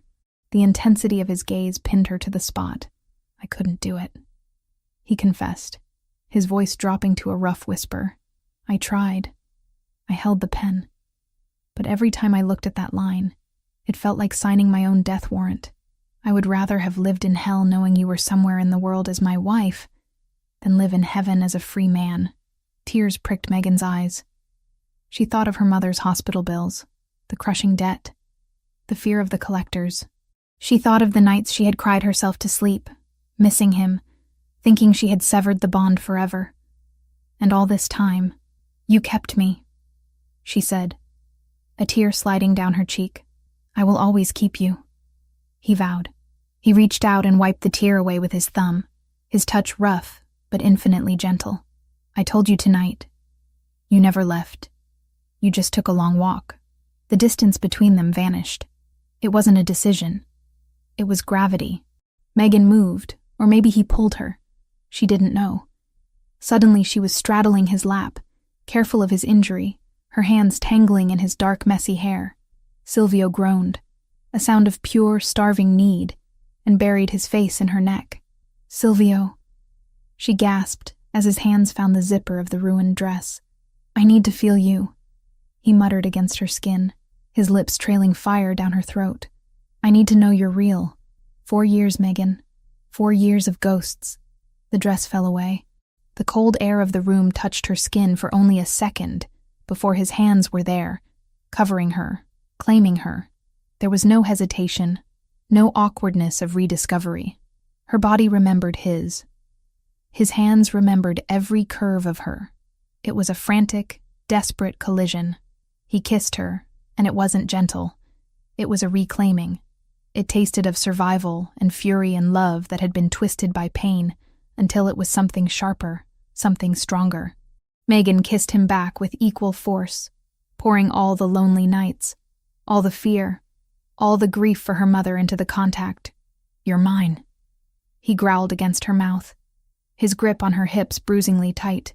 "Tell me, I'm yours," she sobbed, clinging to his shoulders. "I never stopped. I'm yours, Silvio." The intimacy that followed wasn't just physical. It was an exorcism. With every touch, they burned away the years of separation. They burned away the image of her in the maid's uniform, the image of him alone in his office. They anchored themselves to each other, skin to skin, breath to breath, until there was nothing left in the world but the two of them in a glass box suspended over a snowy abyss. Later, the silence was different. It wasn't empty. It was full. They lay tangled together under a heavy fur throw on the sofa, too exhausted to move to the bedroom. The fire in the hearth, which Silvio had lit at some point, cast flickering orange shadows on the walls. Megan rested her head on his uninjured shoulder, listening to the steady, strong beat of his heart. She traced the line of his jaw with her finger. He caught her hand and kissed the palm. "What happens tomorrow?" she asked softly. Silvio tightened his arm around her. "Tomorrow we hunt. We find out who leaked the root. We find out who threatened you 4 years ago." "I think I can help," she said. Silvio shifted slightly to look at her. "You've done enough. You saved me tonight. You kept me sane." "No," Megan said, sitting up slightly, pulling the fur up to cover her chest. Her hazel eyes were clear now, the fear replaced by a sharp, cold intelligence that reminded him of the woman who used to audit his legitimate businesses before the threats started. "I mean, I can help. Practically." "How?" "The leak," she said. "It had to be digital. Even if Nicholas or someone else knew the route verbally, they had to communicate it to the shooters. They had to track the GPS of the SUV to time the explosion. That leaves a footprint." Silvio frowned. "My tech team sweeps for bugs daily. Your tech team is looking for external threats," Megan countered. "They aren't looking for authorized users moving data through back doors. I used to audit your books, Silvio. I know how the money moves, but I also know how the information moves. If someone inside sent that location, they used the internal network to do it so it wouldn't flag the external firewalls." She looked at the tablet on the wall, the one controlling the security grid. "Do we have a secure link to the main server from here?" she asked. Silvio nodded slowly, a look of intrigue replacing the exhaustion on his face. "Yes. This place is hardwired into the mainframe. It's a mirror of my office." "Then give me access," she said. "Give me the admin codes. While everyone thinks we're dead or running, I can go through the logs. I can see who accessed the travel itinerary and who pinged the car's GPS in real time." Silvio studied her. He saw the shift. She wasn't the trembling maid anymore. She wasn't just his wife. She was a partner. She was offering to step into the war, not just hide behind him. "It will be dangerous," he warned. "If you find something. Once you know, there is no going back. You become a target again." "I've been a target for 4 years," Megan said hard. "I'm done running. I want to know who killed my time with my mother. I want to know who stole my life." Silvio reached up and cupped her cheek. He smiled, a dark, terrifying expression that mirrored her own newfound resolve. "That's my girl," he whispered. The morning sun hit the glass walls of the fortress with blinding brilliance, turning the snow-covered world outside into a sheet of white fire. Megan woke up alone on the sofa. For a second, panic flared. The old reflex of waking up to an empty apartment. But then she smelled coffee. She sat up, wrapping the fur blanket around herself. Her body ached, a pleasant, sore reminder of the night before. She looked around. Silvio was standing by the kitchen island, dressed in fresh clothes he must have found in the cabin's supply. Black tactical pants and a gray thermal shirt that stretched tight over his chest. He was on the phone, speaking in rapid, hushed Italian. He saw her move and hung up immediately. "Good morning," he said. He walked over with a mug of coffee, steaming and black, just the way she used to take it. "Morning." She took the cup, her fingers brushing his. "Is everything okay?" "The wound?" "Stiff," he admitted, touching his side. "But fine." The bleeding stopped. He leaned against the island, crossing his arms. "I made some calls. The official story is that we are missing. presumed dead or critically injured. The car wreck looked bad enough to sell it. The 'Ndrangheta is celebrating. Chiardoni thinks he won. Good. Megan blew on her coffee. Let them celebrate. It makes them sloppy. Alexander is fine, Silvio added, answering the question he knew she was about to ask. He has a concussion and a broken arm, but he managed to limp the SUV to the extraction point. He's in a safe house downtown. Thank God, Megan breathed. Now. Silvio pushed a sleek silver laptop across the granite countertop toward her. You asked for access. Megan stood up, clutching the blanket like a toga. She walked to the counter and looked at the computer. It was already booted up, the login screen for the Rinaldi private server blinking a cursor. I need your credentials for the initial handshake, she said. Silvio typed in a long string of characters. The screen flashed red, then green. Access granted. Megan sat on the bar stool. She cracked her knuckles, a habit from her college days before exams. She wasn't looking at spreadsheets of money this time. She was looking at data packets, login timestamps, and encrypted communication logs. Okay, she muttered, her eyes scanning the code. The ambush happened at 11:42 p.m. That means the signal had to go out between 11:30 and 11:40 to get the shooters in position. Silvio stood behind her, watching the screen over her shoulder. He didn't understand the raw code as well as she did, but he understood the patterns she was hunting. Filter by user clearance level, Silvio suggested. Only level 4 and above knew the route. Already doing it, Megan's fingers flew across the keys. Nicholas, Marco, you, Alexander, and... Wait, she frowned, leaning closer to the screen. What is it? Silvio asked, sensing the tension in her shoulders. There's a ghost protocol here. She pointed to a line of gray text hidden beneath the standard traffic. Someone ran a shadow mirror on your GPS. It wasn't a direct query, it was a passive tap. They didn't ask the car where it was. They asked the phone paired to the car where it was. My phone? Silvio touched his pocket. No, Megan shook her head. Your phone is encrypted with military-grade shielding. Alexander's is too. This tap, it came from a device that was authorized but had lower security protocols. She traced the IP address back through the server tunnels. It was bouncing around, trying to hide, but whoever set it up had been arrogant. They hadn't expected an audit this fast. They hadn't cleared the cache. Got you, she whispered. She hit enter. The location of the device popped up. It wasn't a phone, Megan said, her blood running cold. It was the tablet, the inventory tablet used in the estate kitchen. Silvio froze. The kitchen? Who has access to the kitchen inventory tablet? Megan asked, turning to look at him. It's on the main Wi-Fi, but it doesn't have the same firewalls as the security office. Silvio's face darkened. The chef, the supply delivery guys, and... He trailed off, a realization hitting him. And Nicholas, he said, his voice dropping to a subterranean growl. Nicholas approves the supply orders. He uses that tablet to sign off on the invoices every Friday. Look at the timestamp on the tap, Megan pointed. Friday at 4:00 p.m. A background script was installed. It lay dormant until the car started moving last night. Then it woke up and broadcasted our location to an external server. And that server? Silvio asked. Megan ran one last command. The destination IP resolved.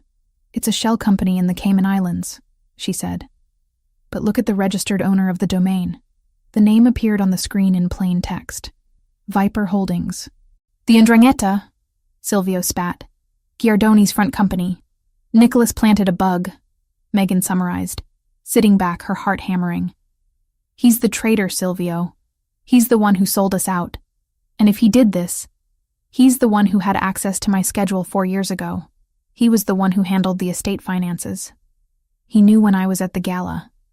He knew about the security blind spots because he paid the contractors who installed them. Silvio didn't scream. He didn't flip the table. He went terrifyingly still. It was the stillness of a predator that had just confirmed the scent of its prey. Nicholas, he said, the name sounding like a curse. My father hired him. I grew up with him. He betrayed you, Megan said softly. He almost killed us. He made my mother die alone. Silvio turned away from the counter. He walked to the window and looked out at the snow. When he turned back, his face was a mask of cold, calculated violence. Can you track him? Silvio asked. Can you see where he is right now? If he's accessing the accounts, Megan said, turning back to the keyboard. I can try to find his active session. She typed for another minute. He's not at the office. He's not at his apartment. She hit a key. A map popped up. He's at the mansion, Megan said, surprised. He's in your office, Silvio, right now. He thinks I'm dead, Silvio realized. He's cleaning house. He's trying to transfer the funds before the news breaks officially. He's draining the accounts, Megan confirmed, watching the numbers flicker on the screen. He's moving millions, right now. Look. Silvio walked over and looked at the transfer bars filling up. He placed a hand on Megan's shoulder. Can you stop it? I can freeze it, Megan said. But he'll know. He'll see the lockout. He'll run. We need to get there before he runs, Silvio said. We need to catch him in the act. It's an hour drive back down the mountain, Megan said. By the time we get there, he could be gone. Not if you keep him busy, Silvio said. He looked at her. A plan forming. You said you can see him. Can you talk to him? Through the system? I can send a message to the terminal. Megan nodded. Good. Silvio walked to the closet and grabbed a heavy tactical vest. He threw it on over his thermal shirt. Freeze the accounts. Lock the doors remotely. Trap him in that office, Megan. Make him watch his retirement fund disappear. Buy me the time I need to get down there and look him in the eye. Megan looked at the laptop, then at Silvio. She felt a surge of power. She wasn't the victim anymore. She was the one with the finger on the button. Consider it done, she said. Silvio grabbed his keys and his gun. He stopped at the door, looking back at her. She was illuminated by the blue light of the screen, fierce and beautiful and deadly. Don't unlock that door until I call you, he ordered. Go get him, Megan said. Silvio disappeared out the door into the snow. Megan turned back to the screen.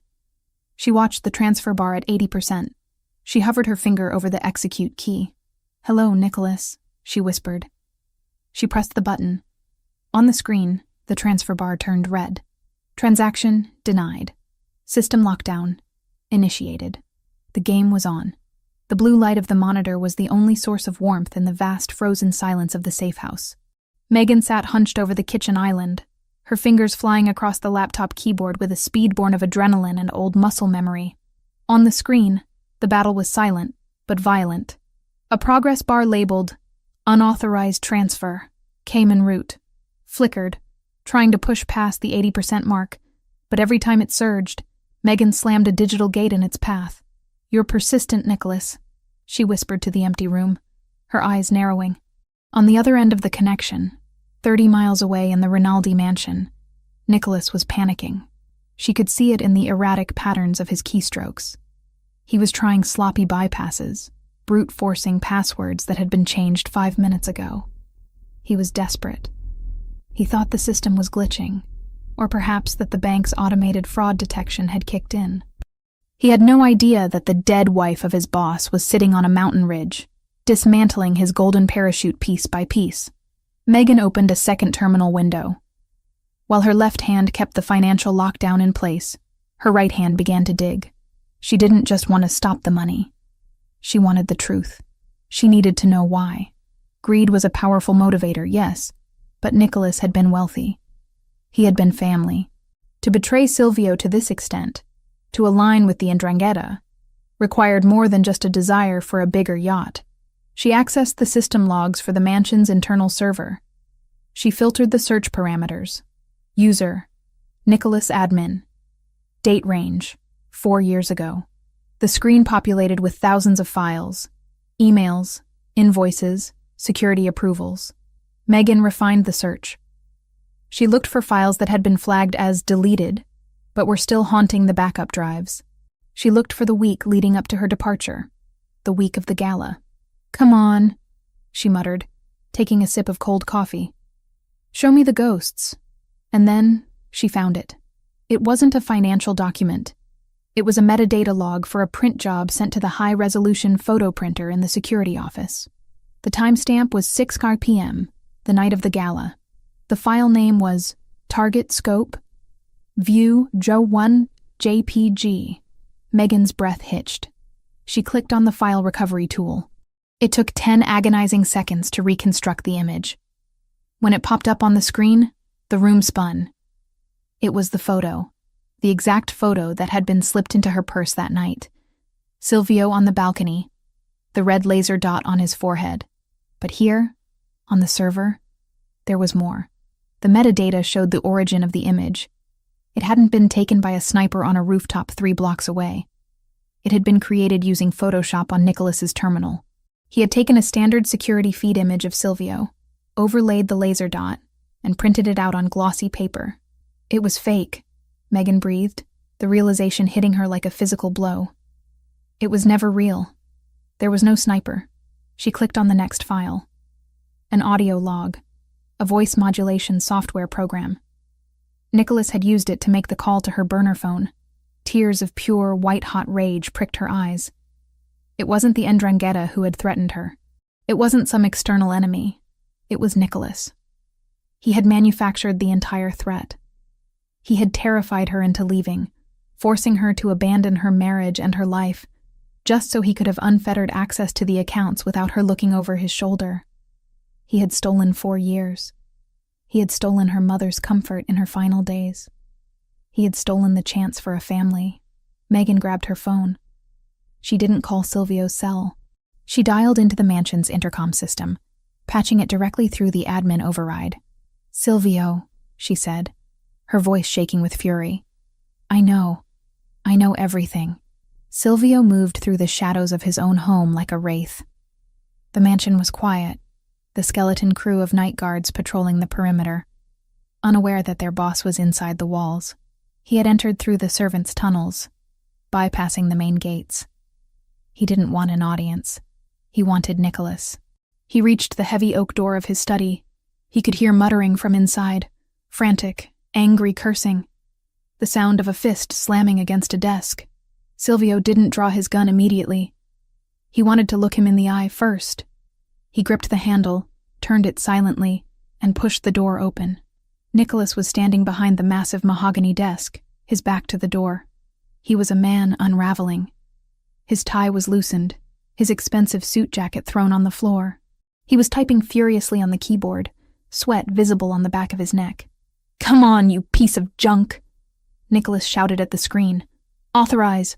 Override!" "It won't work," Silvio said. The voice was soft, calm, and utterly terrifying. Nicholas froze. He spun around so fast he nearly knocked over the monitor. When he saw Silvio standing in the doorway, mud on his boots, a tactical vest over his chest, eyes like 2 pits of hell, Nicholas's face went gray. "Silvio," he stammered. "Boss? I heard the news said that I was dead?" Silvio finished, stepping into the room and closing the door behind him. "And you wasted no time, did you, Nico? The body isn't even cold, and you're already carving up the inheritance." No, look, you misunderstand." Nicholas raised his hands, backing away until he hit the bookshelves. "I was securing the funds. I heard about the attack. I thought the Ndrangheta would try to seize the accounts. I was moving everything to a safe hold. For you, for the family. Is that why you routed it to Viper Holdings?" Silvio asked, taking a slow step forward. "To Giardoni's shell company?" Nicholas's mouth opened and closed like a fish out of water. That was a decoy. A trap for them." "Stop," Silvio said. He didn't shout. He looked at the man he had grown up with, the man who had stood beside him at his wedding, the man his father had trusted. "Megan is watching you, Nicholas." "Megan?" Nicholas blinked, confused. "Megan is gone. She left years ago. She's on the system." Silvio pointed to the computer. "She's the one locking you out. She's the one who found the tracker you planted in the kitchen tablet." Nicholas looked at the screen, where the red words, "Access denied," were blinking rhythmically. The realization dawned on him. The audit. The wife who was too smart for her own good. He had tried to get rid of her 4 years ago because she asked too many questions about the ledger. He thought he had won. Suddenly, The intercom on the desk crackled to life. Megan's voice filled the room, amplified and crystal clear, dripping with ice. "Tell him about the photo, Nicholas." Silvio stopped. He looked at the speaker, then back at Nicholas. "What photo?" Nicholas went pale, his eyes darting to the drawer where he kept his emergency gun. "She's lying. She's crazy. That's why she left, Silvio, remember? She was unstable." The photo of Silvio on the balcony. Megan's voice continued, relentless. "The one with the laser dot. The one you printed from that very desk on November 14th, 4 years ago. I found the print logs, Nicholas. I found the Photoshop file." Silvio went very still. The temperature in the room seemed to drop 10 degrees. He looked at Nicholas, and the pieces finally clicked into place. The sudden threat that had driven Megan away. The fact that the sniper had known internal blind spots. The fact that Nicholas had been the one to bring him the divorce papers, urging him to sign, urging him to move on. "You," Silvio whispered. The word was barely a sound, just a breath of air leaving his lungs. "It was you." "Silvio, listen." Nicholas began to sweat profusely, his hands shaking. "It was business. She was a liability. She was looking into the offshore routing. If she had found the discrepancies back then, she would have exposed everything. I did it for us. I did it to protect the operation." "You threatened my wife," Silvio said, walking around the desk. "You made her believe I was going to die. You made her leave me." "I saved you from a scandal," Nicholas yelled, his desperation turning into aggression. "She wasn't one of us, Silvio. She was a weakness. And look at you now. You're risking everything for her again. The 'Ndrangheta is coming. Giardoni knows you're vulnerable. If you kill me, you lose the only person who knows where the money is." "Megan has the money," Silvio said, stopping inches from Nicholas. "She froze it. She has the keys. I don't need you for the money, Nico." Nicholas scrambled backward, his hand fumbling for the drawer handle. "Silvio, wait. We're brothers. We grew up together. Brothers don't steal time," Silvio said. "You stole 4 years. Do you know what she went through? Do you know she starved? Do you know her mother died while she was scraping pennies together because of your lie?" "I didn't kill her mother," Nicholas screamed, yanking the drawer open. He lifted the gun, a snub-nosed revolver. Silvio didn't flinch. He didn't even blink. He moved with a speed that defied his size.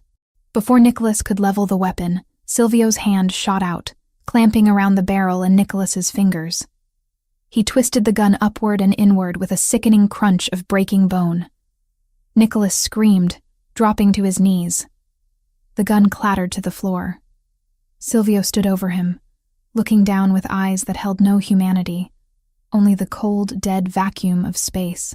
"She kept me safe by leaving," Silvio said softly. "She sacrificed everything, because she thought a bullet was coming for me.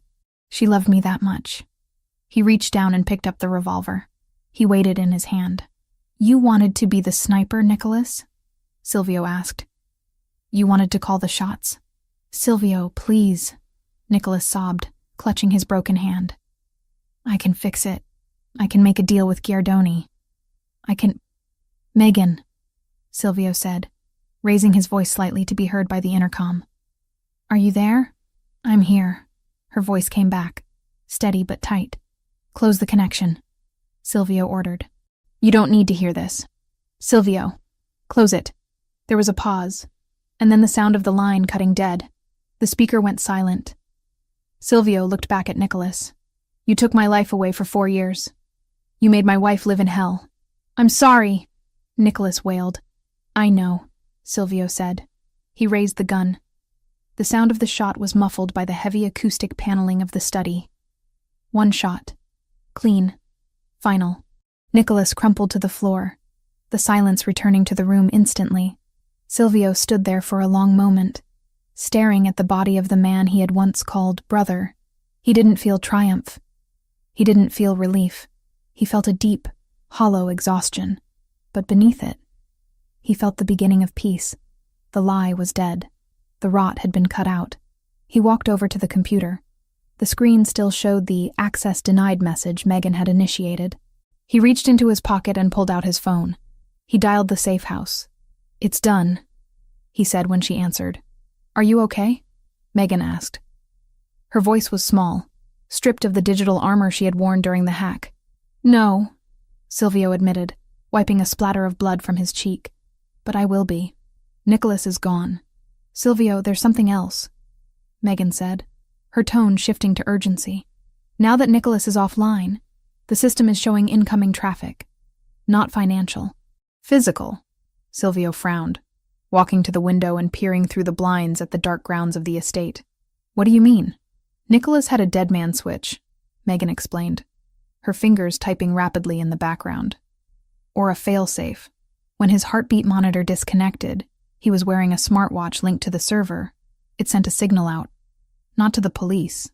To Giardoni," Silvio realized, his grip on the phone tightening. "The perimeter sensors just lit up," Megan said, her voice rising in panic. "Silvio, they aren't just coming. They're already there. The 'Ndrangheta. They were waiting for Nicholas to give the all-clear, or for him to die. They're breaching the east gate."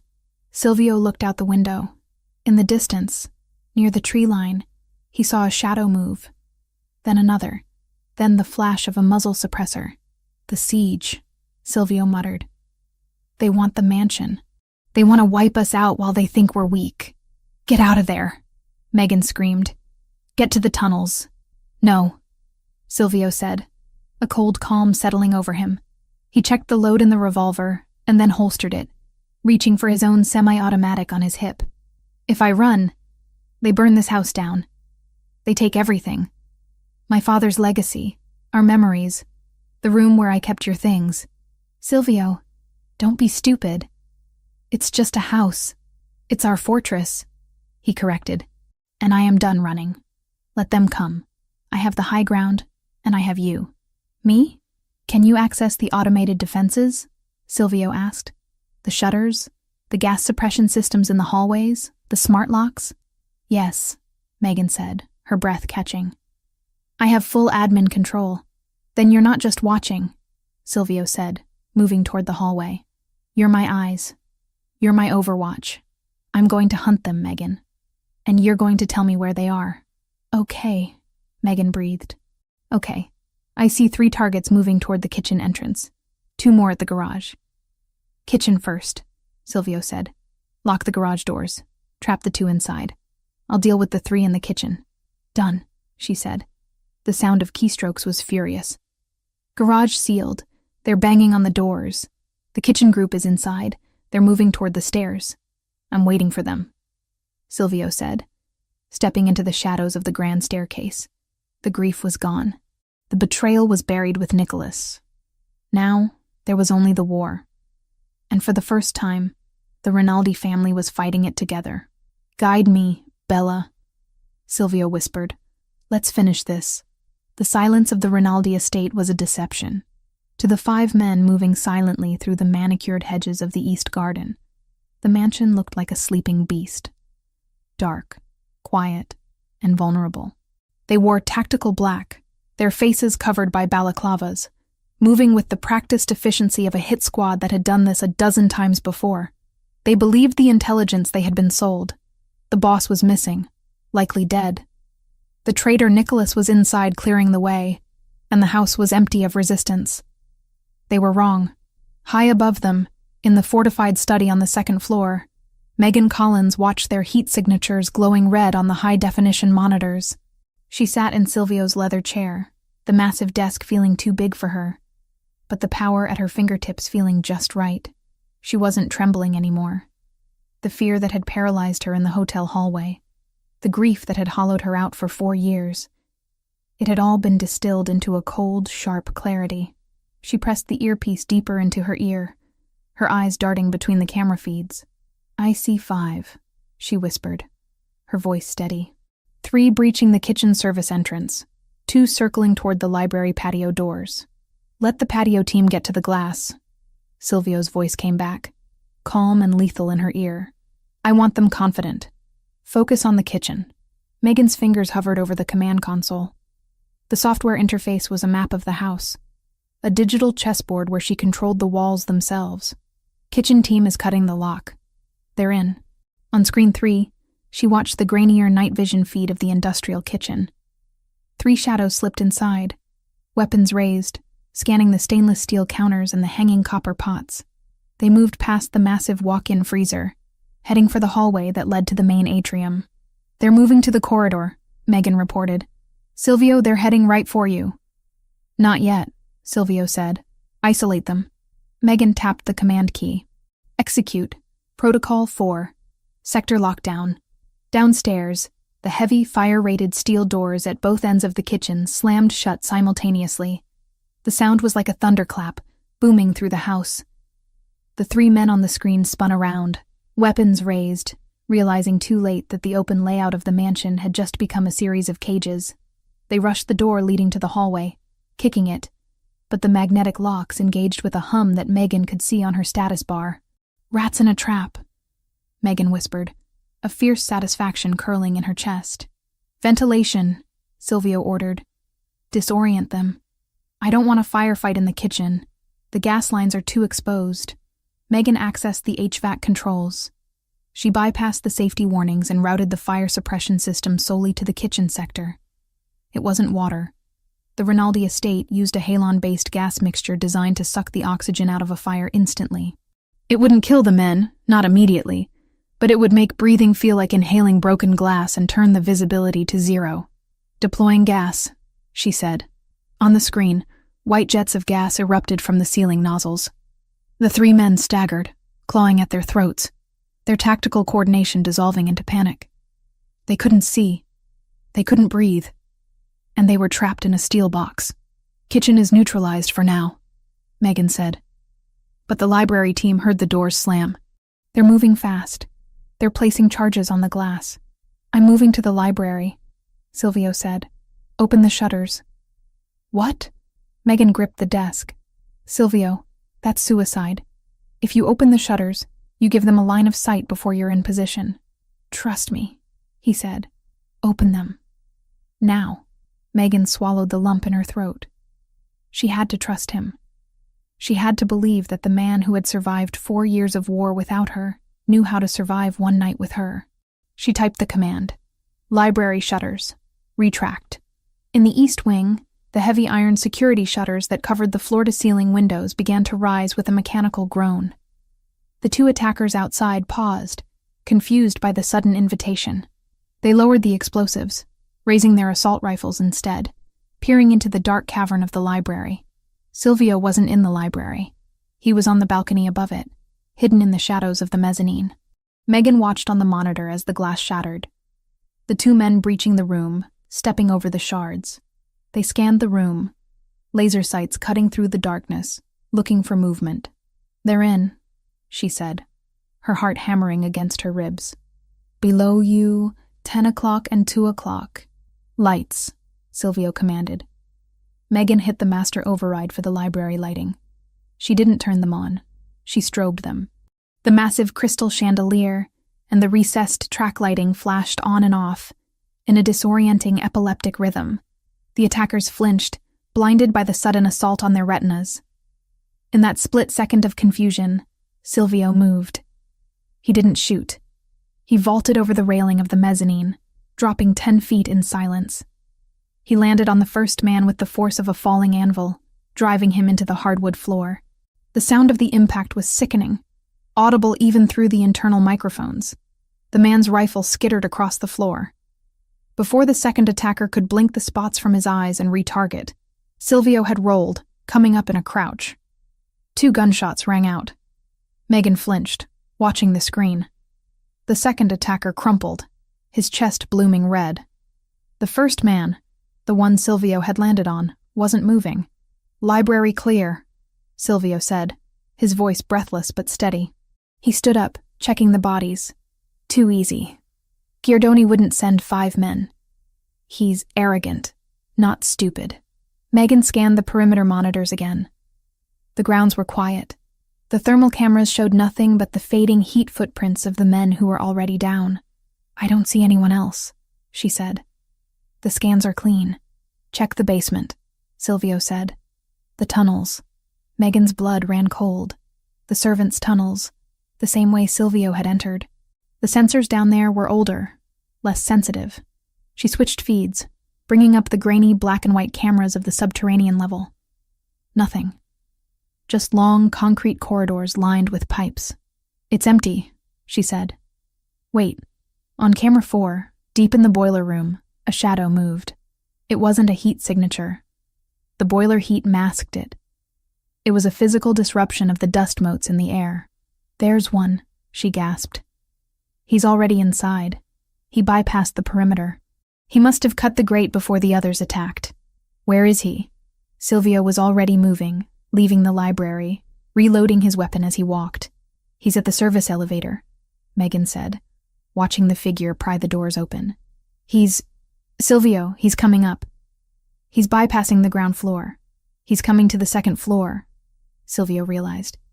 "He's coming for the study. He's coming for you. I'm locking the elevator." Megan typed frantically. "Override. Halt." The system flashed red. "Error. Manual override engaged." "He cut the hard line," Megan said, panic rising in her voice. "I can't stop the car. He's coming up, Silvio. He'll be here in 30 seconds. "Get away from the door," Silvio ordered, breaking into a run. Megan could hear his heavy boots pounding on the marble stairs through the earpiece. "I'm coming. Lock the study door. Barricade it." Megan pushed the heavy leather chair against the door, but she knew it wouldn't hold. If this man was a professional, and he was, to have slipped past the sensors, he would have a breach charge. She looked around the room for a weapon. There was nothing. Just books, the computer, and the dead body of Nicholas on the floor. She looked at Nicholas. She looked at the gun Silvio had dropped after shooting him, the snub-nosed revolver. She scrambled across the room, her silk dress rustling. She picked up the gun. It was heavy, cold, and smelled of spent powder. She had never fired a gun in her life. She checked the cylinder. 4 rounds left. The elevator chimed down the hall. "He's on the floor," Megan whispered into the earpiece. "I'm at the top of the stairs," Silvio panted. "I see him." Gunfire erupted in the hallway. It was loud, deafeningly loud without the dampening of a screen or a microphone. Bullets tore through the wood of the study door, sending splinters flying. Megan screamed, dropping to the floor behind the solid oak desk. "Megan!" Silvio shouted, his voice not in her ear, but just outside.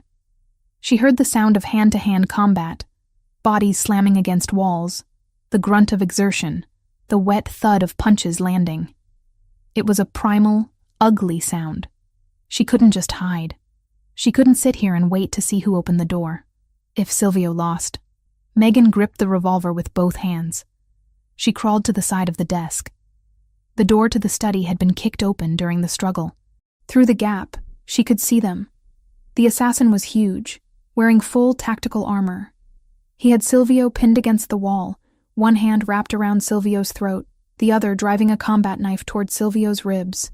Silvio was fighting back, gripping the man's wrist, but he was exhausted, wounded from the crash, and bleeding from the earlier cut on his side. He was losing leverage. The knife inched closer. Megan stood up. Her hands were shaking so hard she thought she might drop the gun, but her mind was crystal clear. She remembered what Silvio had told her in the car. "You are not a victim. You are a Rinaldi." She stepped out from behind the desk. She didn't scream. She didn't announce herself. She raised the gun, holding it with 2 hands just like she had seen in movies, aiming for the center of the armored mass. She realized the armor would stop a small caliber round. She had to aim higher. She adjusted her aim. The assassin's head was a moving target, but his leg, the one bracing his weight, was exposed. Megan pulled the trigger. The recoil was shocking, jerking her arms up, the sound exploding in the confined space. The bullet struck the assassin in the back of the thigh, just above the knee protection. He roared in pain, his leg buckling under him.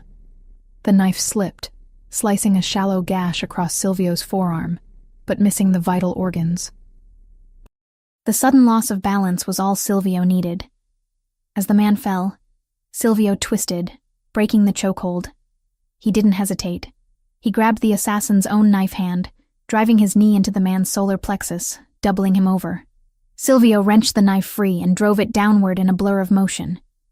The assassin went limp, sliding down the wall to the floor. Silence returned to the hallway, ringing and absolute. Silvio stood there, heaving for breath, blood dripping from his arm, his shirt torn, his knuckles raw. He looked at the body, then he looked up. He looked at Megan. She was standing in the doorway of the study, the smoking revolver still clutched in her hands, her face pale but her eyes fierce. She wasn't fainting. She wasn't crying. She was standing her ground.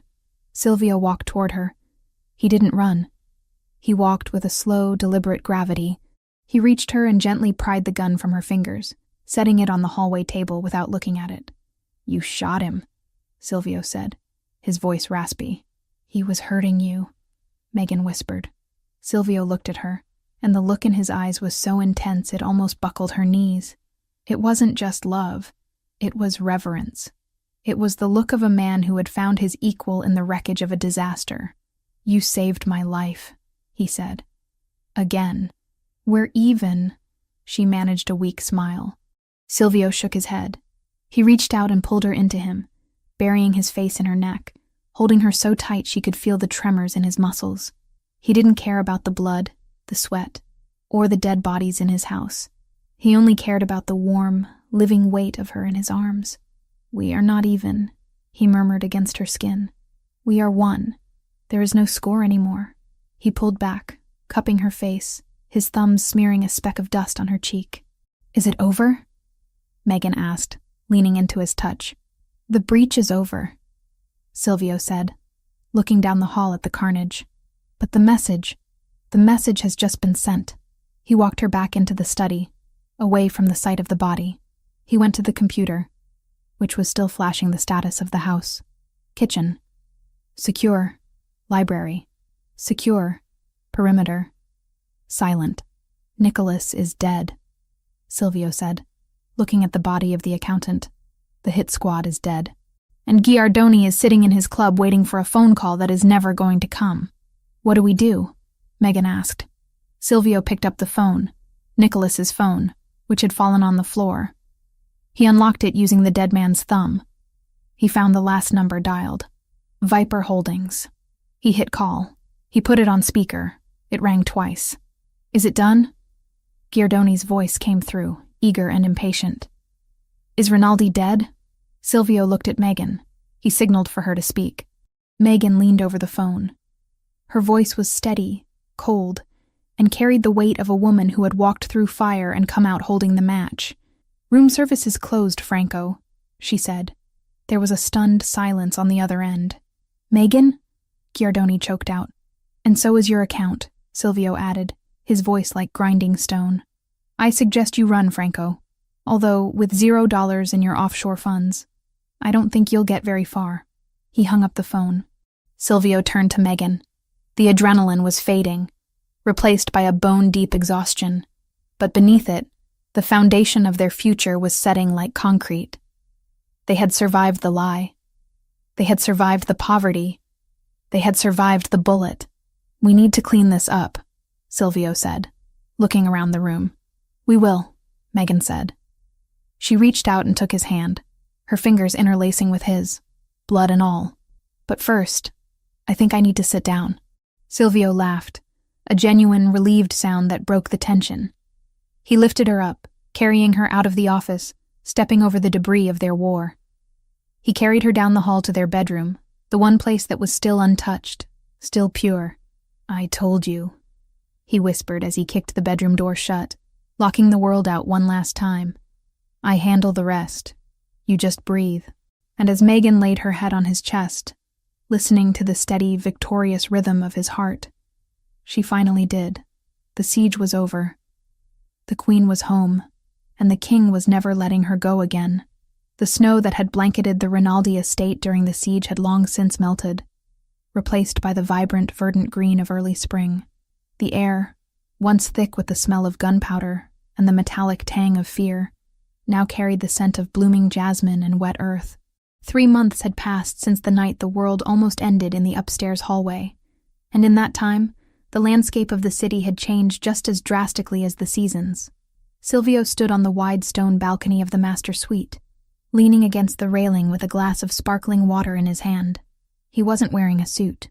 For the first time in his adult life, on a Tuesday morning, the capo of the Rinaldi family was wearing a simple white linen shirt, the sleeves rolled up to his elbows, and casual trousers. He looked out over the gardens, watching the landscaping crew replant the hedges that had been trampled by the 'Ndrangheta hit squad. There were no more shadows in his eyes. The constant predatory scanning of the perimeter that had defined his existence for 4 years had softened into a watchful but peaceful guardianship. The war was over. It hadn't ended with a bang, but with a whimper. After Nicholas's betrayal was exposed and his accounts frozen by Megan, Franco Giardoni's empire had collapsed from the inside out. Without the Rinaldi funds he had been promised, Giardoni couldn't pay his mercenaries. His alliances crumbled. The last Silvio heard, the once feared boss of the 'Ndrangheta was hiding in a basement in Calabria, running from his own unpaid soldiers. The Rinaldi organization had absorbed the territory without firing a single shot. It was a victory of intelligence over brute force, a victory orchestrated by the woman currently humming softly inside the bedroom. Silvio turned, his gaze drifting through the open French doors. Megan was sitting at the vanity table, brushing her hair. The transformation was nothing short of miraculous. The hollow cheeks were gone, filled out by 3 months of proper meals, rest, and relentless affection. Her skin, once gray and papery, glowed with a natural, rosy health. The dark circles that had looked like bruises under her eyes had vanished, replaced by a brightness that lit up the room. She wasn't wearing a uniform. She wasn't wearing a frantic, terrified expression. She was wearing a silk robe in a soft shade of blush pink, the fabric flowing over curves that had returned to her body.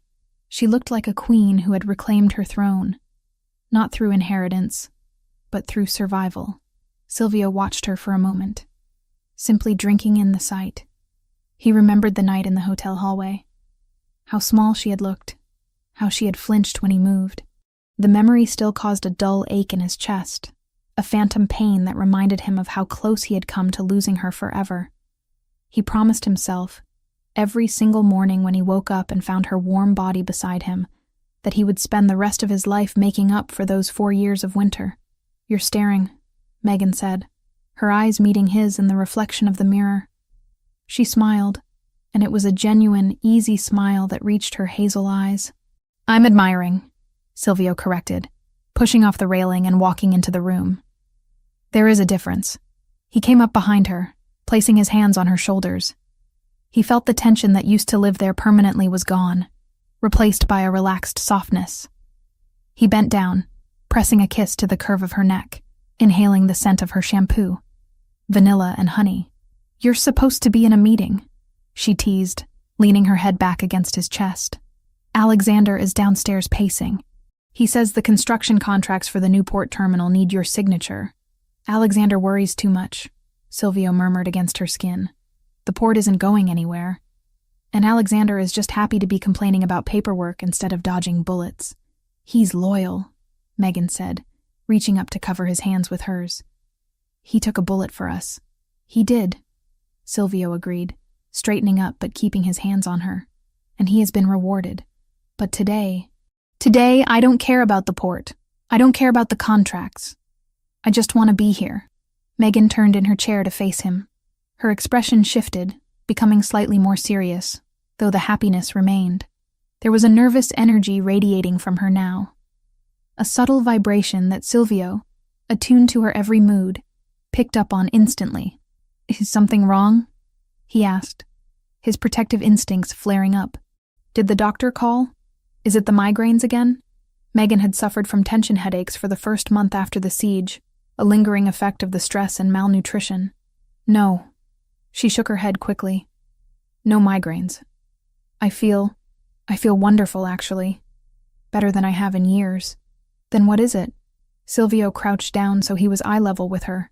He searched her face, looking for threats, for secrets. "You have that look. The one you used to get when you were hiding a surprise party or a bad audit report." Megan laughed, a melodic sound that filled the room. "No bad reports, Silvio. The books are balanced. Nicholas's mess is fully cleaned up. We're in the black. Then what? She took a deep breath, her fingers tightening around his. I have something for you. A gift. Silvio frowned. It's not my birthday. And it's not our anniversary. It's a Tuesday, she said. Consider it a we survived gift. She reached into the pocket of her robe and pulled out a small rectangular box. It was wrapped in silver paper with a white ribbon. It was small, light. Silvio took it, looking at her with confusion. He had given her diamonds, cars, deeds to buildings. He wasn't used to receiving things. Megan, you didn't have to. Just open it, she whispered, biting her lip. Silvio stood up, holding the box carefully. He pulled the ribbon.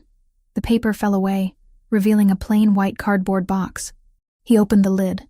Inside, nestled in white tissue paper, was not a watch, or a key, or a cufflink. It was a plastic stick. A digital test. Silvio stared at it. For a moment, his brain refused to process what he was seeing. He saw the small screen on the device. He saw the word written there in black digital letters. Pregnant. The world stopped. The birds outside stopped singing. The wind stopped blowing. The only sound was the roar of blood in his own ears. He looked at the stick. Then he looked at Megan. Then back at the stick. Is this... His voice failed him. He cleared his throat, trying to speak past the sudden, massive lump that had formed there. Is this real? Megan nodded, tears filling her eyes. I took 3 of them, just to be sure. This morning, while you were in the shower. Silvio felt his knees go weak. He sank down, not into the chair, but onto the floor. He knelt before her, clutching the plastic stick like it was a holy relic. We tried, he whispered, his voice cracking. For 2 years before you left. We tried everything. The doctors said it was stress. They said it might never happen. I know, Megan said, reaching out to stroke his hair. I guess we just needed to survive first. We needed to be safe. Silvio dropped his head, resting his forehead against her knees. His shoulders began to shake. He wasn't sobbing loudly. He was weeping silently, a release of tension so deep it felt like his soul was unspooling. For years, he had accepted that his legacy would end with him. He had accepted that the violence of his life demanded a price. And that price was a family. He had made peace with being the last Rinaldi. And then, when Megan left, he had accepted that he would die alone. But now, he lifted his head. His eyes were red, shining with a raw vulnerability that no one in the underworld had ever seen or would ever see. A baby, he said, testing the word. Our baby. Yes. Megan smiled through her own tears. Due in the winter. Silvio reached out, his large, calloused hand trembling as he placed it on her stomach. There was no bump yet, nothing to feel but the silk of her robe and the warmth of her skin. But to him, the connection was instant and electric. Beneath his palm, a new life was starting.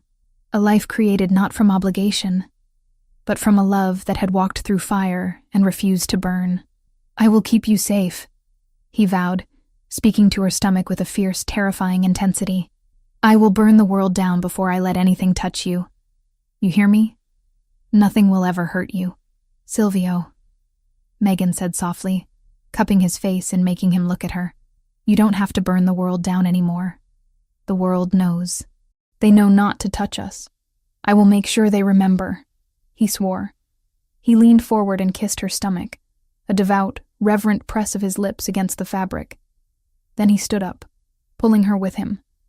He hugged her, lifting her off her feet, burying his face in her neck. He held her as if she were made of glass, yet anchored her as if she were the only solid thing in the universe. Are you happy? She asked against his shoulder. Silvio pulled back. He looked at the woman who had scrubbed floors to save him. He looked at the woman who had walked into a gunfight with a revolver to save him. He looked at the mother of his child. Happy is too small a word, he said hoarsely.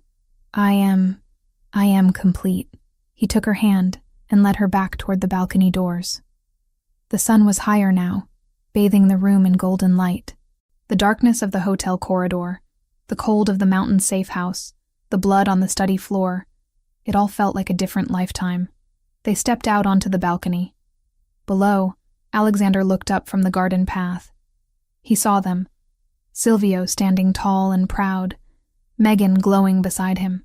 Alexander paused, seeing the look on his boss's face. He didn't need to be told. He smiled, gave a sharp nod, and turned away, giving them their privacy. "What happens now?" Megan asked, echoing the question she had asked herself 1,000 times in the last 4 years, usually with dread. Silvio turned her to face him. He wrapped his arms around her waist, pulling her flush against him. "Now," he said, his voice strong and sure. "We live. We build. We raise a legacy that isn't about blood and bullets, but about this." He kissed her. It was a slow, deep kiss, tasting of coffee and promise. It was a seal on the future. "I have a meeting," Silvio whispered against her lips, a playful glint returning to his eyes. "The port contracts," Megan reminded him. "Cancel them," he said. "Cancel everything. I'm busy." "Busy doing what?" She laughed. "Taking care of my wife," he said. "And my heir." He picked her up bridal style, ignoring her squeal of surprise. He carried her back inside the room. He didn't stop at the bed. He walked to the heavy double doors that led to the hallway, the doors that separated their sanctuary from the rest of the mansion, from the business, from the world. He looked at the doors. He thought about the title she had worn for 4 years. Room service. The invisible servant. The one who enters, leaves, and is forgotten. "No more service," he whispered. "Only the room." He kicked the door shut. The heavy latch clicked into place, a solid, definitive sound.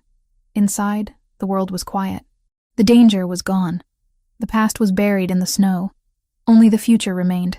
A future where the maid was a queen, the monster was a father, and the love they had fought for was finally, perfectly, safe. Silvio carried her to the bed, laying her down with the reverence due to a miracle. He lay beside her, his hand resting protectively over her stomach, his eyes closing as he listened to the 2 heartbeats that now fueled his existence. The door was closed, and they were finally, truly, home.